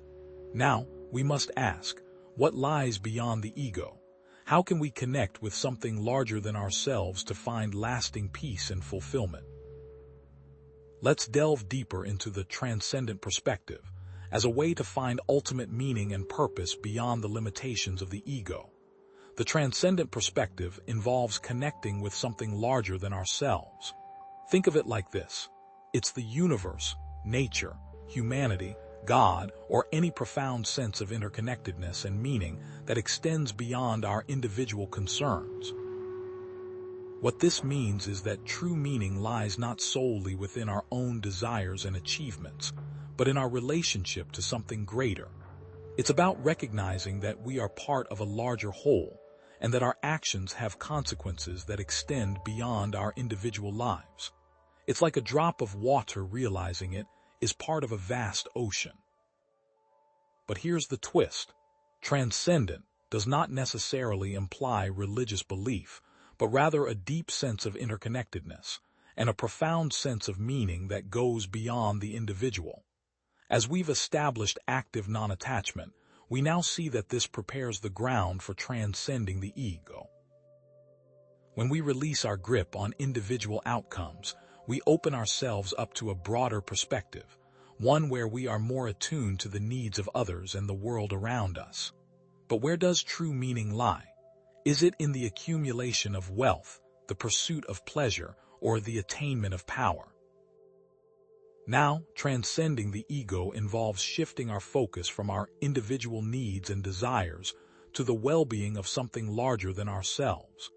This connects to Buddhist concepts of compassion and interconnectedness, where all beings are seen as interdependent, and suffering arises from attachment to the self. It also connects to Stoic concepts of living in accordance with nature and contributing to the common good, where virtue is found in serving the greater community. Do you see how all these things fit together? The qualities of a person who has reached a transcendent state often include profound compassion, deep wisdom, selfless service, and genuine humility. They are less concerned with their own ego and more concerned with the well-being of others and the world around them. This is why the ego has to first be dissolved. It is like clearing a cluttered room before you can bring in new furniture. It is only when we have released our attachment to the self that we can truly connect with something larger than ourselves. But how does this play out in reality? Let's now consider concrete examples of individuals who exemplified the transcendent perspective. Think about the story of Albert Einstein, whose discoveries revolutionized our understanding of the universe. Einstein spoke of a cosmic religious feeling, a sense of awe and wonder at the beauty and mystery of the cosmos. Consider the case of Mother Teresa, who dedicated her life to serving the poor and marginalized, embodying compassion and selflessness in her every action. Or consider the Dalai Lama, who embodies compassion and wisdom, tirelessly advocating for peace and understanding in a world often consumed by conflict. But what about those who remained trapped in their egos? Dictators who sought power and control, leaving a trail of destruction and suffering in their wake. Celebrities obsessed with fame and fortune, often sacrificing their personal relationships and well-being in the pursuit of fleeting recognition. What separates these two extremes? Now, let's create a modern scenario. Imagine an entrepreneur who starts a company with the sole purpose of making money. They exploit their workers, pollute the environment, and engage in unethical business practices. Contrast this with an entrepreneur who starts a company with the goal of creating a sustainable product that benefits both people and the planet. They treat their workers fairly, minimize their environmental impact, and prioritize ethical business practices. What is the difference between them? But here's the most fascinating part. How can we cultivate a transcendent perspective in our own lives? This means practicing mindfulness and gratitude, taking time to appreciate the simple joys of life, and recognizing the interconnectedness of all things. It involves connecting with nature, spending time in forests, mountains, or by the sea, and feeling a sense of awe and wonder at the beauty and complexity of the natural world. It means engaging in acts of service and compassion, volunteering in your community, helping those in need, and making a positive impact on the lives of others. These concepts, when combined, can be said to be the final 4 steps in the wheel of non-attachment. And here's what most people miss. Let's explore some practical steps for cultivating a transcendent perspective. This might include spending time in nature, hiking in the mountains, or simply sitting under a tree. It also means volunteering in your community, helping at a local food bank, or mentoring a young person. Furthermore, it means studying philosophy or spirituality, reading the works of great thinkers, or exploring different spiritual traditions.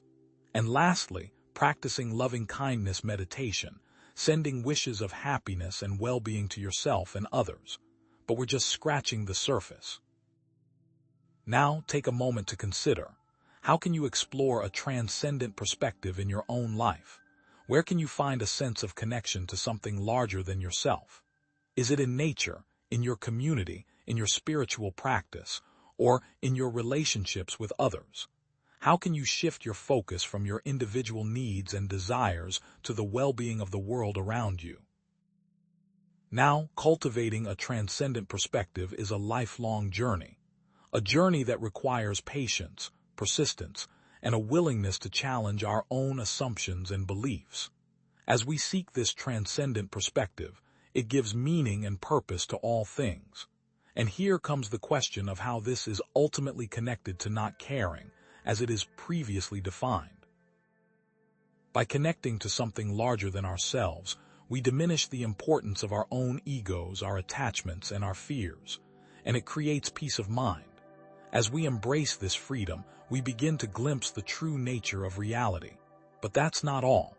How can all of these concepts be integrated into daily life? That's what we'll discuss next, for this is where the ultimate reveal occurs. As we strive for a transcendent perspective, we must inevitably face the storms of life. Loss, failure, criticism, illness, and disappointment are unavoidable aspects of the human experience. These negative events can trigger strong emotions, challenge our commitment to non-attachment, and make it seem as though our hard-won peace of mind is lost forever. But how can we maintain our inner peace and equanimity when faced with such adversity? How can we reconcile the pursuit of non-attachment with the very real pain and suffering that life inevitably brings? Remember that the transcendent perspective, which gives meaning and purpose to all things, can be used as a lifeline, and it is not easily severed. These negative events can be challenges for the ego to overcome. These are not signs of defeat, but rather opportunities to practice non-attachment in the face of adversity. Think of them as tests, designed to strengthen your resolve and deepen your understanding. The goal here is not to become emotionless or indifferent, but to equip viewers with practical strategies for navigating negative events without losing their sense of self or their commitment to non-attachment. It is about learning to ride the waves of life without being swept away by them. When faced with a negative event, we often experience a cascade of emotional and cognitive responses. The initial shock can lead to denial, anger, grief, and a host of other feelings. It's like an emotional earthquake that shakes our foundations and leaves us feeling disoriented and vulnerable. Our ego, clinging to its illusion of control, rebels against the unwelcome reality. It fears failure, loss, and the disruption of its carefully constructed narrative. What we must come to realize is that these are all normal reactions. It is crucial to acknowledge and validate these emotions, rather than suppressing them. Allow yourself to feel the sadness, the anger, the disappointment, without judgment. Recognize that these feelings are temporary and that they will eventually pass. However, there is a critical distinction to be made between healthy emotional expression and unhealthy emotional reactivity. Healthy expression involves acknowledging and processing emotions in a constructive way. Unhealthy reactivity, on the other hand, involves becoming consumed by emotions, lashing out at others, or engaging in self-destructive behaviors. How can we navigate this fine line? Let's now consider some concrete examples of how individuals can navigate negative events with resilience and grace, drawing upon the principles of non-attachment. Imagine a person who loses their job. Instead of succumbing to despair and self-pity, they accept the situation with equanimity and view it as an opportunity to explore new career paths. They focus on the future, update their resume, network with contacts, and approach the job search with optimism and determination. They understand that their self-worth is not tied to their job title, and that this setback is merely a temporary detour on their life's journey. Or consider someone navigating a difficult breakup. Rather than clinging to the past and harboring resentment, they practice self-compassion, acknowledge their pain, and allow themselves to grieve. They focus on healing, learning from the experience, and moving forward with a renewed sense of self-awareness. They understand that the end of a relationship does not diminish their value as a person, and that they are capable of finding love and happiness again. And what about someone receiving harsh criticism at work? Instead of becoming defensive and resentful, they approach the feedback with openness and a commitment to improvement. They listen carefully to the criticism, seek clarification, and identify areas where they can grow.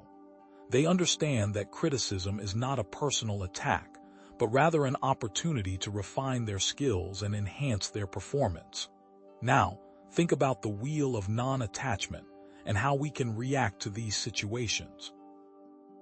Can you see how each of these people embody the wheel and therefore react to negative events in an ideal way?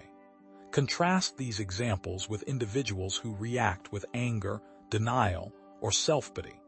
The person who loses their job becomes consumed by bitterness and blames everyone else for their misfortune. The person who experiences a breakup becomes obsessed with their ex-partner and engages in stalking or other unhealthy behaviors. The person who receives criticism becomes defensive and refuses to acknowledge their shortcomings. What do these responses have in common? Now, let's analyze a specific modern scenario, a failed business venture. An entrepreneur invests their life savings into a startup, only to see it collapse due to unforeseen market forces. How might they navigate this situation with non-attachment? They could accept the loss with equanimity, learn from their mistakes, and use the experience to inform future ventures. They could view the failure as a valuable lesson, rather than a catastrophic defeat. But what happens if they react with anger and despair, spiraling into debt and depression? But here's the twist. Negative events, paradoxically, can be opportunities for growth, learning, and self-discovery. These events can be catalysts for profound transformation, pushing us beyond our comfort zones and forcing us to confront our deepest fears and limitations. Just as a blacksmith uses fire to forge stronger metal, we can use our struggles to forge a stronger sense of self. But how? Stoic and Buddhist teachings emphasize the importance of transforming suffering into wisdom and compassion. Suffering, they argue, is an inevitable part of the human condition, but it is our response to suffering that determines our well-being.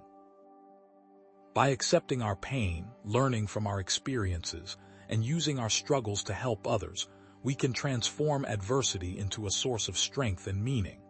Always remember the transcendent perspective and its power to make everything make sense. Why do we want to be free from the ego? Why do we want to live a better life? And what is the point of not caring? Because with these things, we can persevere through the most difficult of times. Here are some specific practices for transforming pain into growth. Take up journaling about your experiences. Writing down your thoughts and feelings can help you process your emotions, gain clarity, and identify patterns in your behavior. Seek support from trusted friends or therapists. Talking about your struggles with others can provide valuable perspective, emotional support, and practical advice. Engage in acts of service to help others. Helping those in need can shift your focus away from your own problems and give you a sense of purpose and meaning. Practice mindfulness and gratitude. Paying attention to the present moment and appreciating the good things in your life can cultivate a sense of peace and contentment. Have you given these things a shot? Now, take a moment to reflect on how you have navigated negative events in the past. What strategies have you found helpful?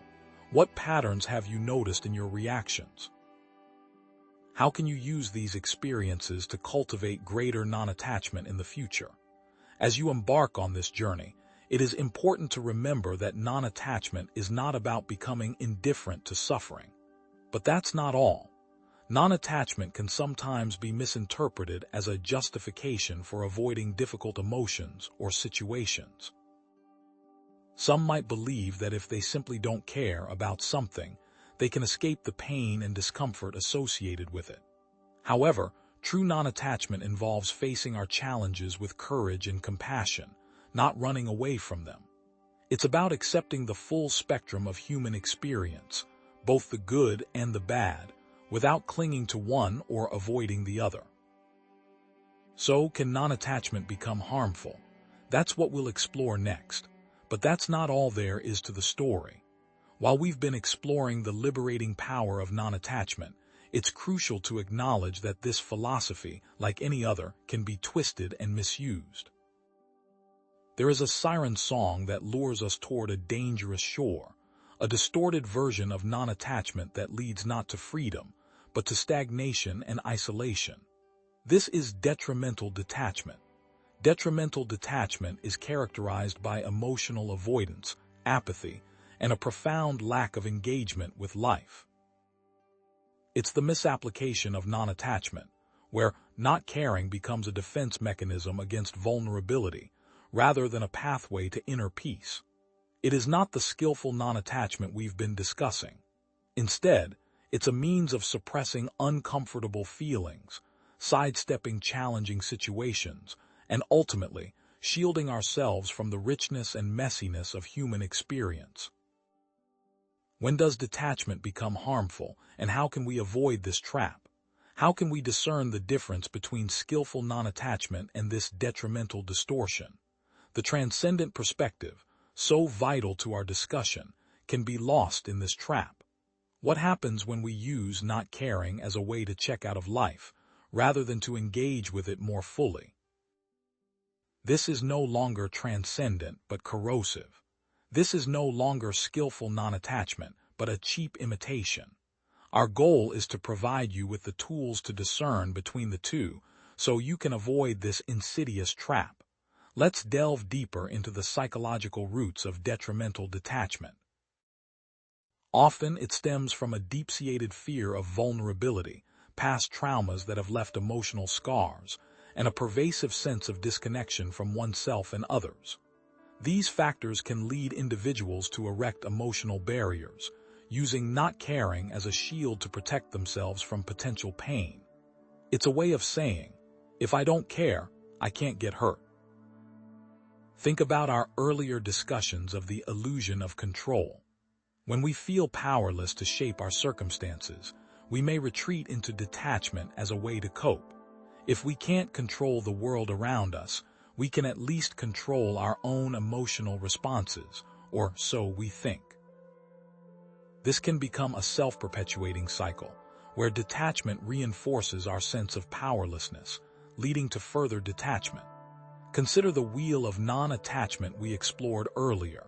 With detrimental detachment, one or more steps may be skipped or distorted. The individual may latch onto the idea of acceptance without fully engaging with their emotions or taking meaningful action. What are the qualities of a person using detrimental detachment? They may exhibit emotional unavailability, a reluctance to share their feelings or connect with others on a deeper level. They may display cynicism, a pervasive distrust of others, and a belief that all human endeavors are ultimately futile. And they may experience social isolation, a lack of meaningful relationships, and a sense of loneliness and disconnection. Have you ever seen this in someone you know? Have you ever seen it in yourself? Let's examine some concrete examples of how detrimental detachment manifests in various domains of life. In relationships, it might look like an individual who avoids intimacy and commitment, leading to superficial connections and a sense of loneliness.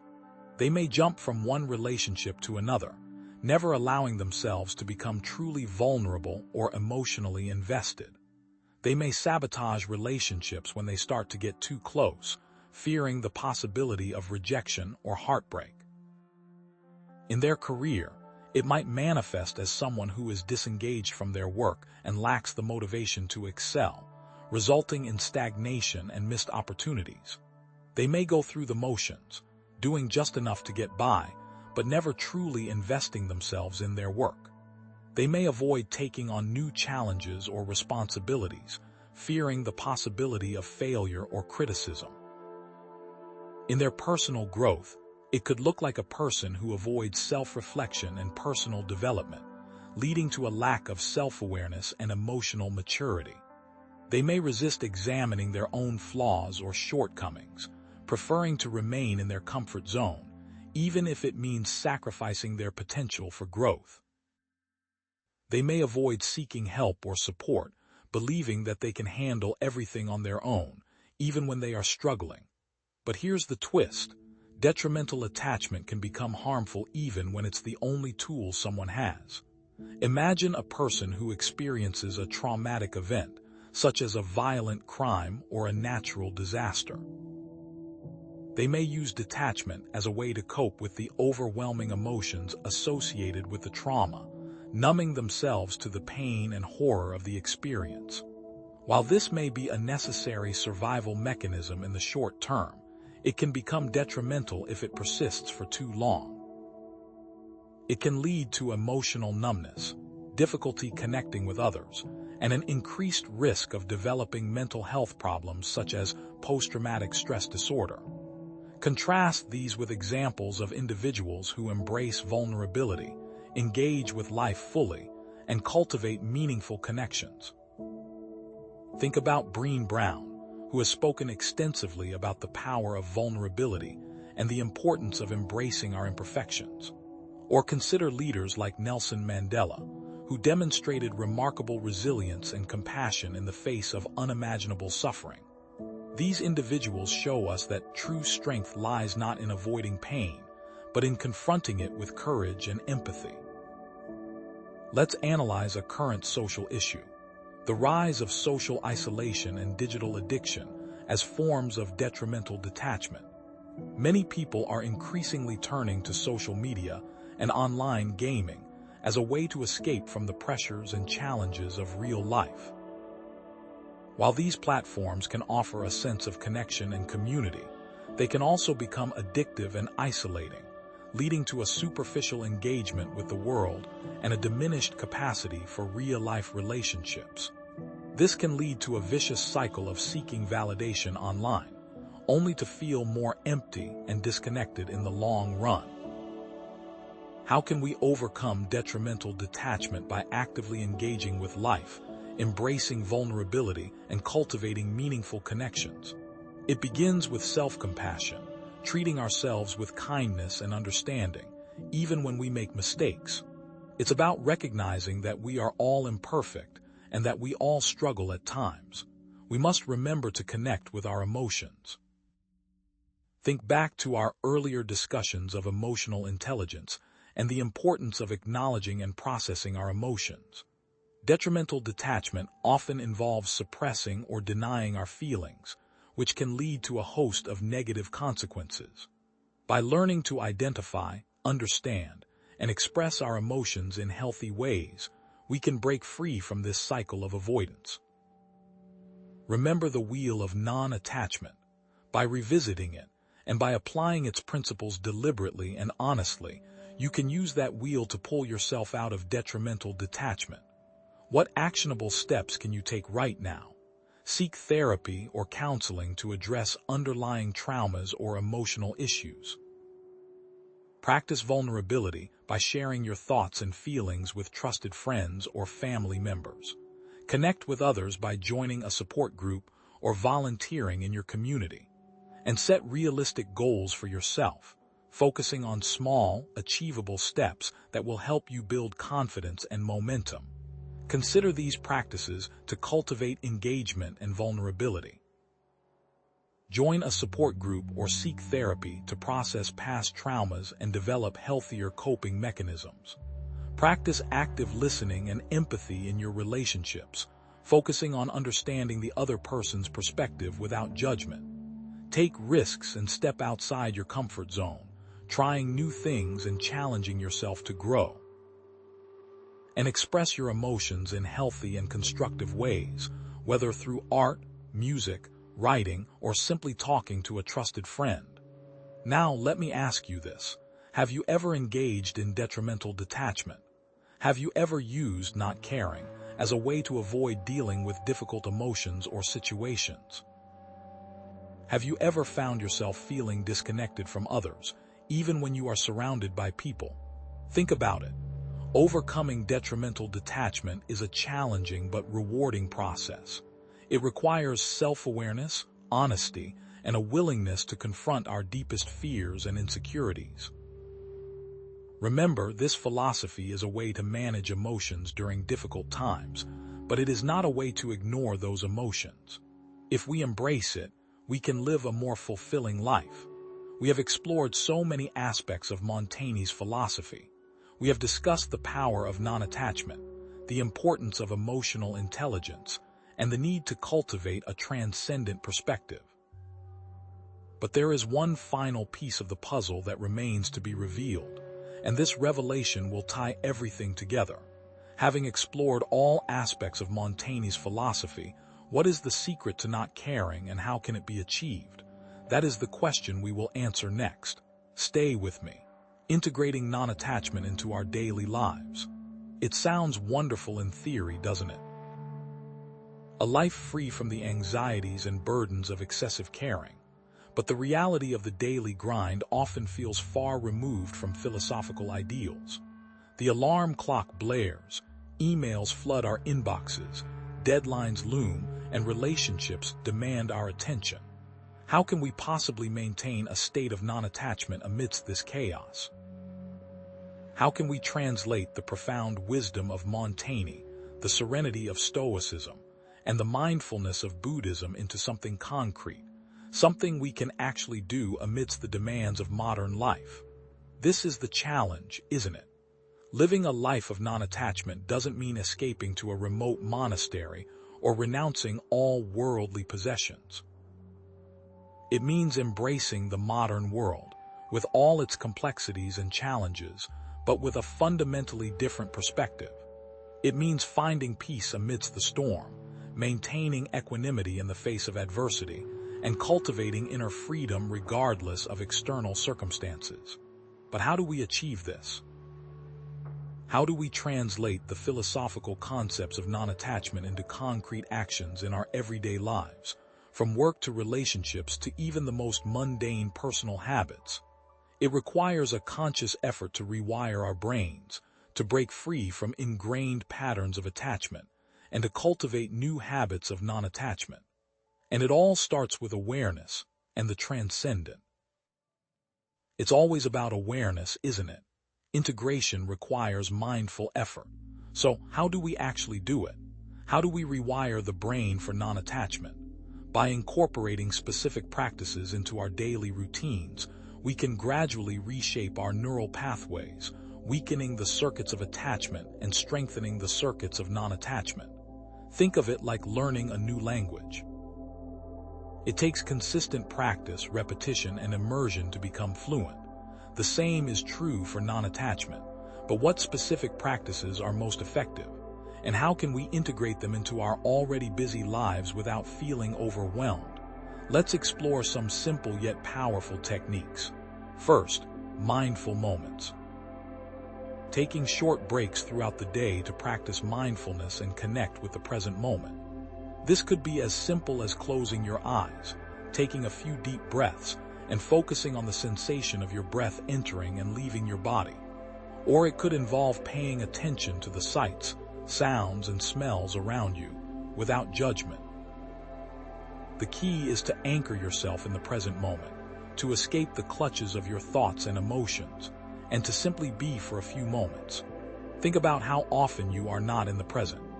This practice is directly linked to Buddhist mindfulness, which emphasizes the importance of cultivating awareness of our thoughts, feelings, and sensations without getting carried away by them. Second, gratitude rituals. Cultivating gratitude for what we have, rather than focusing on what we lack.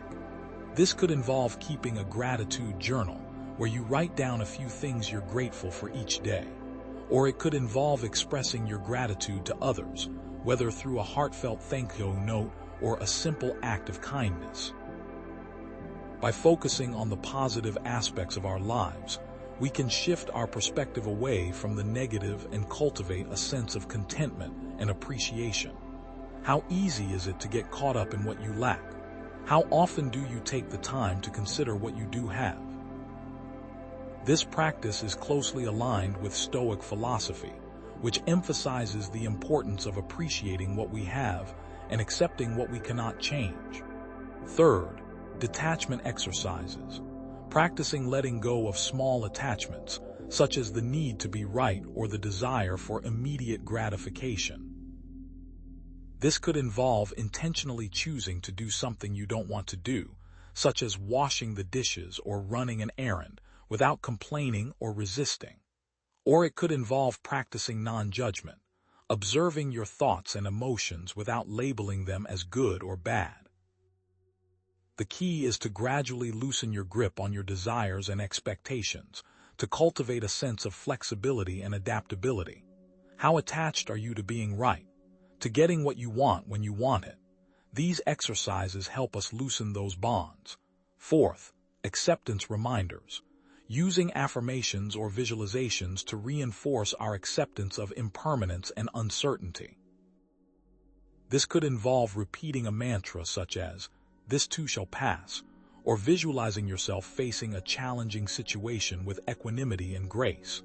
Or it could involve reflecting on the impermanent nature of all things, recognizing that everything is constantly changing and that nothing lasts forever. By embracing impermanence, we can reduce our fear of loss and cultivate a sense of resilience. How do you react to change, to uncertainty? These reminders can help us accept the inevitable. These practices can be done simply and easily, integrating them into the nooks and crannies of our daily lives. Mindful moments can be practiced during your commute, while waiting in line, or even while brushing your teeth. Gratitude rituals can be incorporated into your morning routine or evening reflections. Detachment exercises can be practiced throughout the day, whenever you feel yourself becoming attached to something. And acceptance reminders can be used whenever you're facing a challenging situation or feeling overwhelmed. And all of this circles back to the transcendent. Remember, non-attachment is not about apathy. It's about seeing things as they truly are, with clarity and perspective. But do these practices actually work? Can they really transform our experience in a meaningful way? Let's look at some concrete examples. In the workplace, practicing mindful moments can significantly reduce stress and improve focus. Imagine a high-pressure environment with constant deadlines and demanding clients. By taking just a few minutes each day to practice mindfulness, employees can calm their minds, reduce anxiety, and improve their ability to concentrate. In relationships, cultivating empathy and compassion through gratitude can strengthen bonds and resolve conflicts. Expressing gratitude to our loved ones can foster feelings of appreciation and connection, leading to deeper and more fulfilling relationships. What better way to support a relationship than with an intentional act of gratitude? Consider also personal habits. Practicing detachment exercises can help us break free from addictive behaviors and cultivate healthier habits. By recognizing the fleeting nature of pleasure and the impermanence of our cravings, we can gradually loosen the grip of addiction and make healthier choices. But here's the connection to the transcendent. It's in these moments of mindful choice, of choosing non-attachment over immediate gratification, that we truly connect with something larger than ourselves. I have seen in my own life the power of these practices. I was once caught in the relentless pursuit of external validation. My worth was tied to my achievements, my possessions, and the opinions of others. I was constantly striving for more, never satisfied with what I had. But then, I discovered the power of non-attachment. Through consistent practice of mindfulness, gratitude, and detachment, I gradually shifted my focus from external validation to intrinsic motivation. I began to find joy in the process, rather than just the outcome, and I started to cultivate a deeper sense of inner peace and contentment. I cannot recommend these practices highly enough. Now let's consider a modern scenario, navigating social media with non-attachment. In today's hyper-connected world, social media can be a major source of attachment and anxiety. We become attached to our follower counts, our likes, and our comments. We compare ourselves to others, feeling inadequate or envious. But by approaching social media with non-attachment, we can transform our experience. We can use it as a tool for connection and expression, without getting caught up in the endless cycle of validation and comparison. We can post content that is authentic and meaningful, without worrying about how it will be received. We can scroll through our feeds with mindful awareness, observing our thoughts and emotions without judgment. Think about what that would be like. These daily practices, consistently applied, can lead to a fundamental shift in our mindset, creating a new normal of non-attachment. Over time, the benefits accumulate, leading to increased resilience, greater inner peace, and a more fulfilling life. Each practice strengthens the wheel of non-attachment, reinforcing the interconnectedness of acceptance, presence, gratitude, and detachment. And remember, the transcendent is always within reach, guiding us towards a deeper understanding of ourselves and the world around us. But for this to truly take hold, we must seek out environments that promote non-attachment, whether it's a meditation group, a philosophical discussion circle, or a supportive community of like-minded individuals. We must also find accountability partners, people who can encourage us and hold us accountable to our commitment to non-attachment. And now it's time for you to create your own non-attachment schedule. What specific practices will you incorporate into your daily routine? What small steps can you take to begin rewiring your brain for non-attachment? Think about it and commit to taking action starting today. What practices would make the most difference in your life? Integrating non-attachment into daily life is a challenging but rewarding journey, a path that requires patience, self-compassion, and ongoing effort. There will be setbacks, moments of doubt, and times when you feel like giving up. But remember, non-attachment is not about perfection. It's about progress. It's about gradually loosening your grip on your attachments and cultivating a deeper sense of inner freedom. Remember what we have covered so far. Having explored the essence of non-attachment, it is time to reveal the final missing piece. What then is the ultimate secret to not caring, and how can it unlock true freedom and fulfillment? That is what we will explore next in the grand finale. Stay with me. As we've navigated the wisdom of Stoicism, the serenity of Buddhism, and the effortless action of Wu Wei, we've explored numerous facets of non-attachment. Each step has been a piece of the puzzle, each concept a brushstroke on the canvas of understanding. But all these paths, divergent as they may seem, have been leading to a single, core insight. It is the key that unlocks the secret to not caring in a truly transformative way, a revelation that changes everything. What then is the ultimate key to freeing yourself from attachment and living a more fulfilling life? The secret to not caring, that powerful freedom we've been chasing, lies in a profound realization. You are already whole, complete, and worthy. You are enough just as you are right now. True non-attachment springs from a place of inherent self-worth, an unshakable belief in your own value that transcends any external outcome or validation. This isn't a technique to be mastered, but a truth to be embraced. What this means is that your inherent value as a human being is not dependent on anything outside of yourself. Think about it.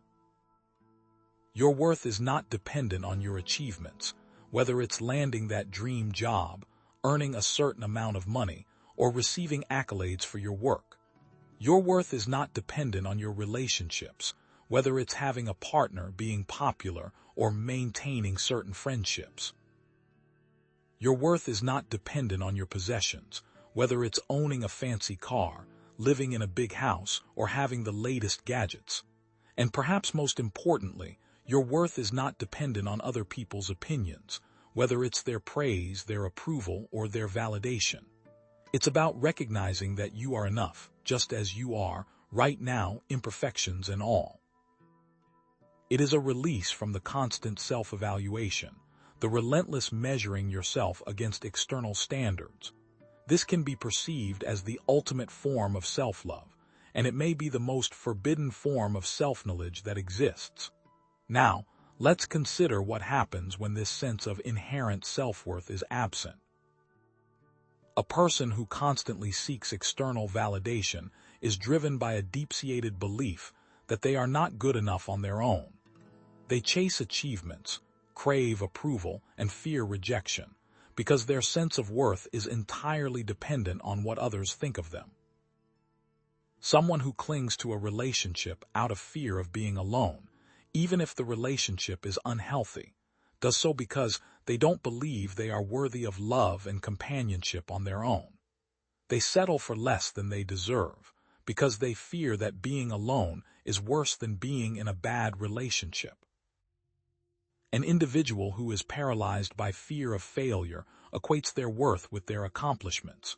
They avoid taking risks because they can't bear the thought of failing and proving themselves unworthy.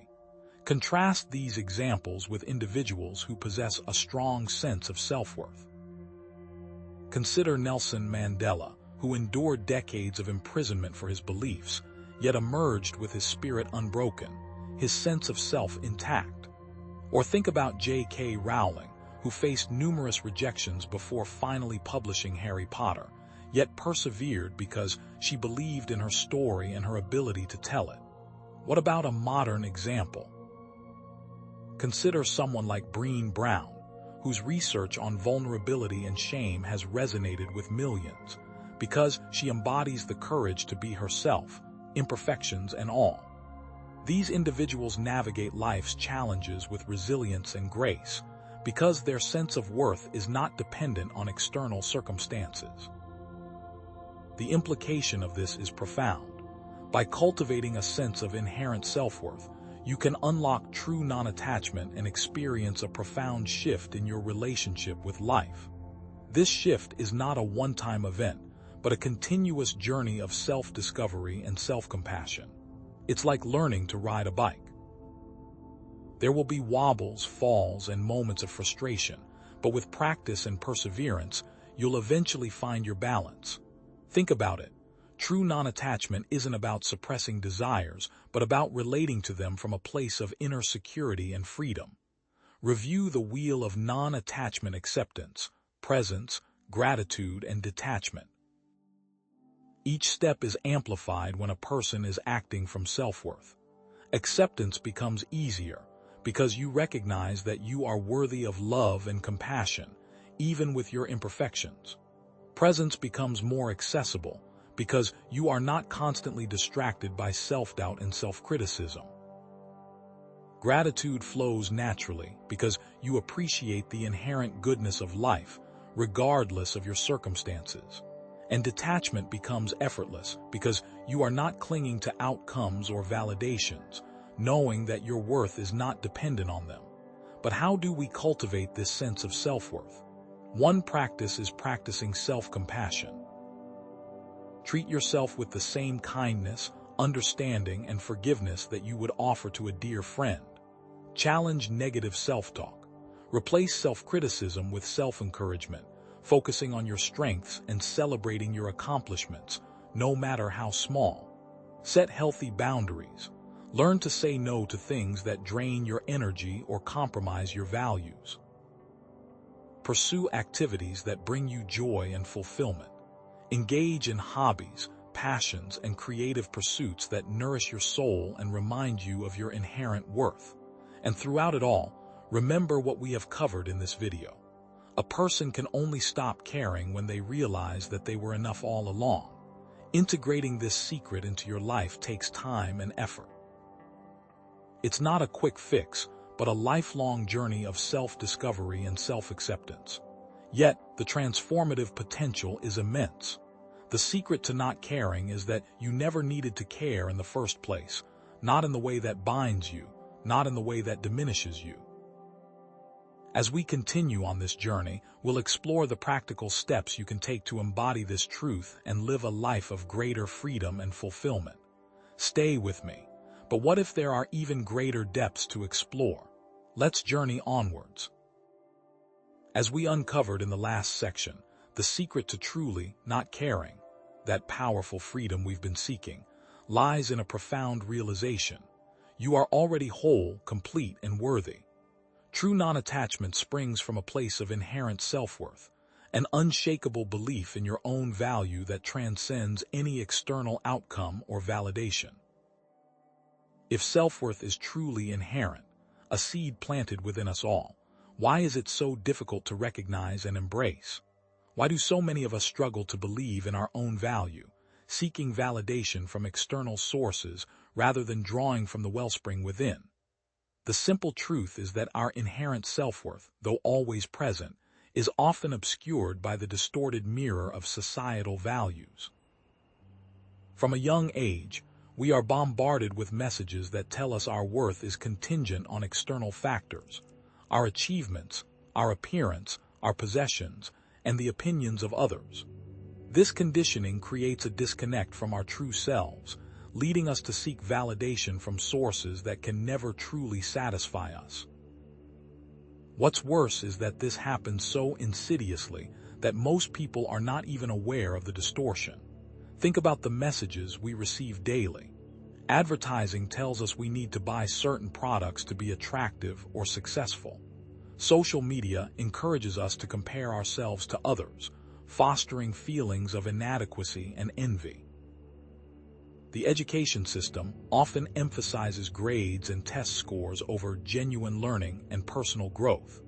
And our families, even with the best intentions, may inadvertently reinforce these messages by praising us for our accomplishments rather than for who we are as individuals. How can we possibly recognize our inherent self-worth when surrounded by such a constant barrage of external pressures? The constant exposure is equivalent to spending too much time in a dark room, then stepping out into the sunlight. The light blinds you and makes it hard to see. These external pressures often lead us to create a false self, a persona we present to the world in an attempt to meet societal expectations and gain approval. This false self is built on a foundation of conditional worth, always striving to be good enough according to external standards. But here's the catch. No matter how hard we try, the false self can never truly be satisfied. There will always be another achievement to chase, another standard to meet, another person to impress. Because the truth is, the validation we seek externally can only ever be a temporary fix. It's like trying to fill a bottomless pit with sand. You can keep pouring it in, but it will never be full. How can you stop pouring sand when that's all you've ever known? Consider the individual who lacks a strong sense of inherent self-worth. They are incredibly vulnerable to manipulation and exploitation. Someone might stay in an abusive relationship because they believe they don't deserve better. Their self-esteem so eroded that they accept mistreatment as their due.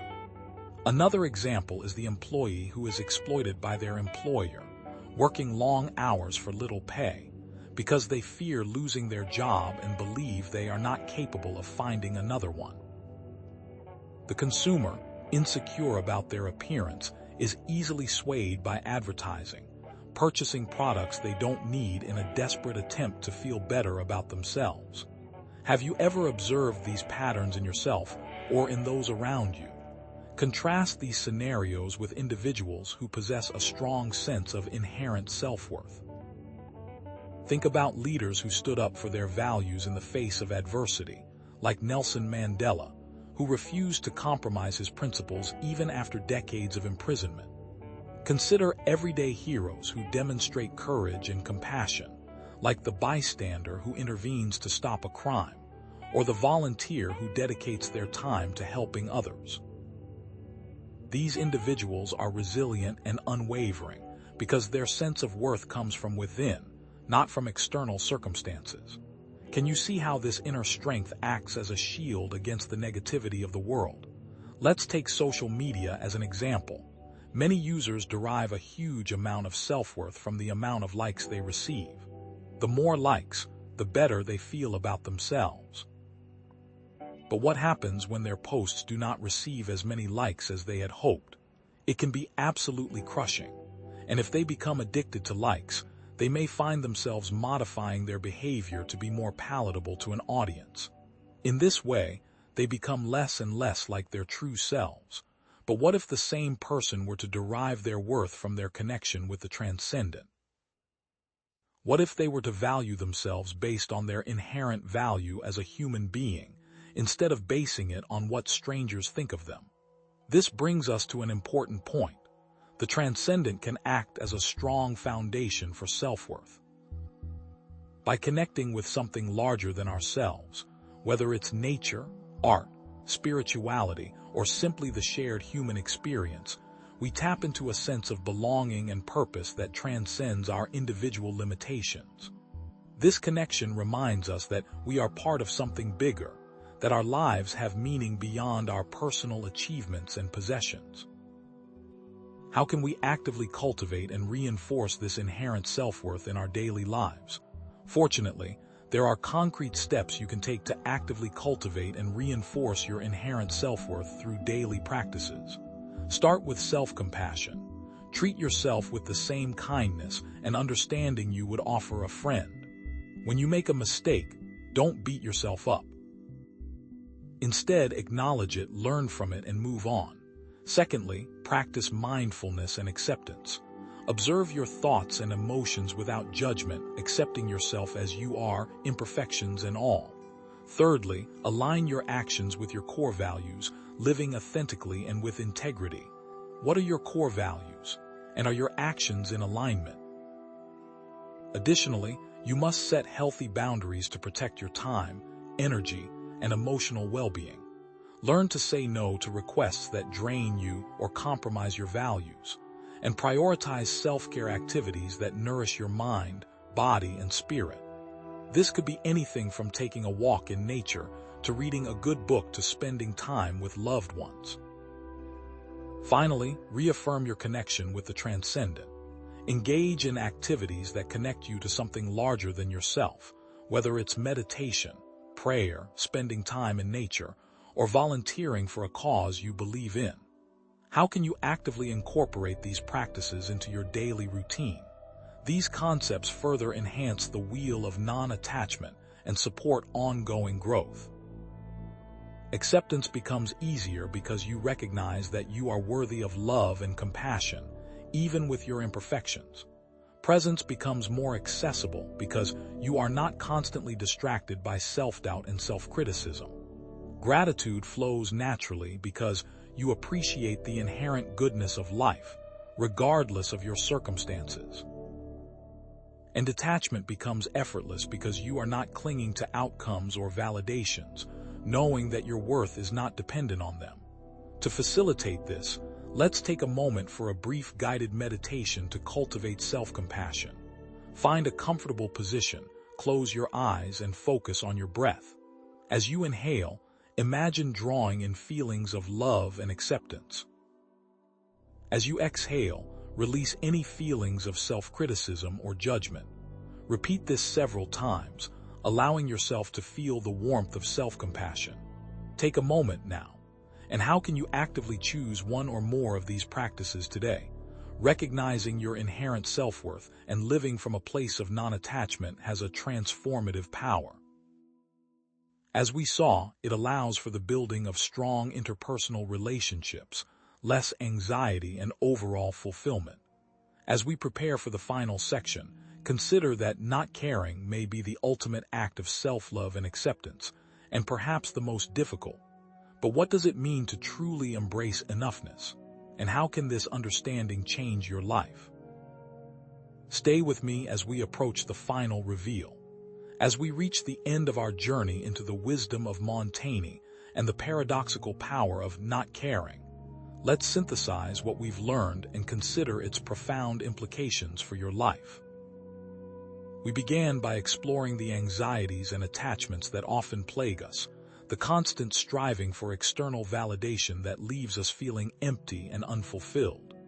But now, we've arrived at a place of freedom and flow, where not caring isn't about apathy or indifference, but about a deep and unwavering belief in your own inherent self-worth. Think of this journey as shedding the layers of an onion, each layer representing a false belief or societal conditioning that obscures your true self.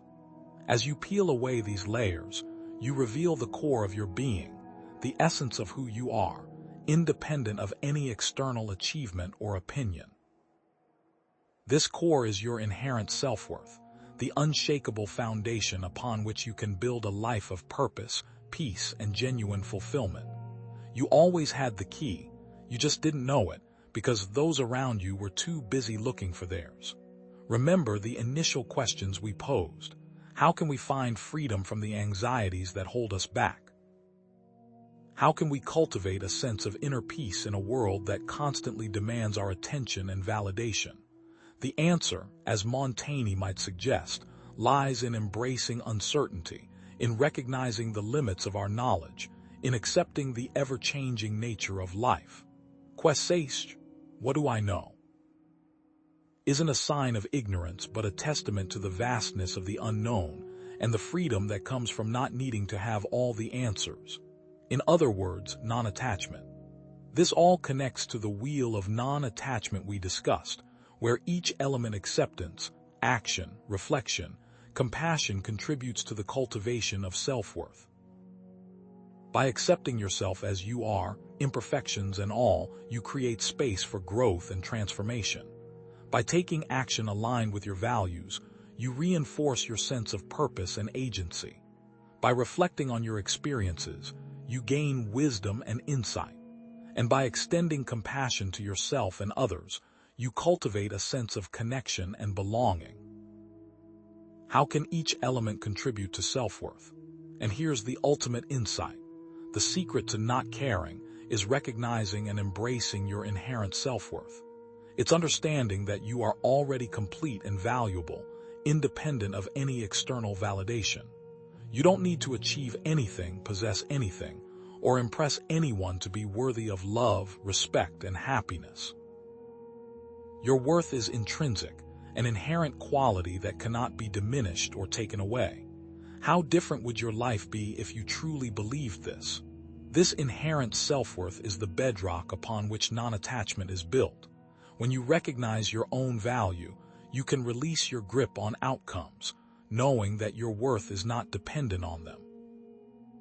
You can find peace in the present moment, free from the anxieties of the future and the regrets of the past. You can approach challenges with courage and resilience, knowing that you have the inner resources to overcome them. And how can you tap into that inner reservoir? The implications of this insight extend far beyond personal success. They impact our relationships, our communities, and the world at large. What kind of world can we create if everyone recognized their inherent worth? How can we foster a society that values self-acceptance, compassion, and authenticity? This understanding challenges the very foundations of a culture that often equates worth with external achievements and material possessions. Consider the societal values that undermine self-worth. The relentless pursuit of wealth and status, the pressure to conform to unrealistic beauty standards, the glorification of competition and individualism, all these messages contribute to a sense of inadequacy and disconnect. What if we challenged these values? What if we prioritized connection, collaboration, and compassion? How can we create systems that support and celebrate the inherent worth of every individual? As we reach the end of our exploration, I want to emphasize the empowering nature of this revelation. You have the power to choose your own path, to define your own worth, to live a life of purpose and authenticity. True happiness comes not from chasing external validation, but from embracing your authentic self, from recognizing your inherent value, and from living in alignment with your deepest values. And you have always been capable of doing so. So, embrace self-compassion, practice mindfulness, set healthy boundaries, and reaffirm your connection with the transcendent. These actions have ripple effects. Know that you have the power to create positive change in your own life and in the world around you. Believe in yourself, trust your inner wisdom, and never forget that you are worthy of love, respect, and happiness simply because you exist. What is your first step to living from a sense of inherent self-worth? What small action can you take today to cultivate greater self-acceptance and non-attachment in your life? How will this transformation change how you react in the world? Embrace your enoughness and watch as the world unfolds before you with newfound freedom and joy. Thank you for looking.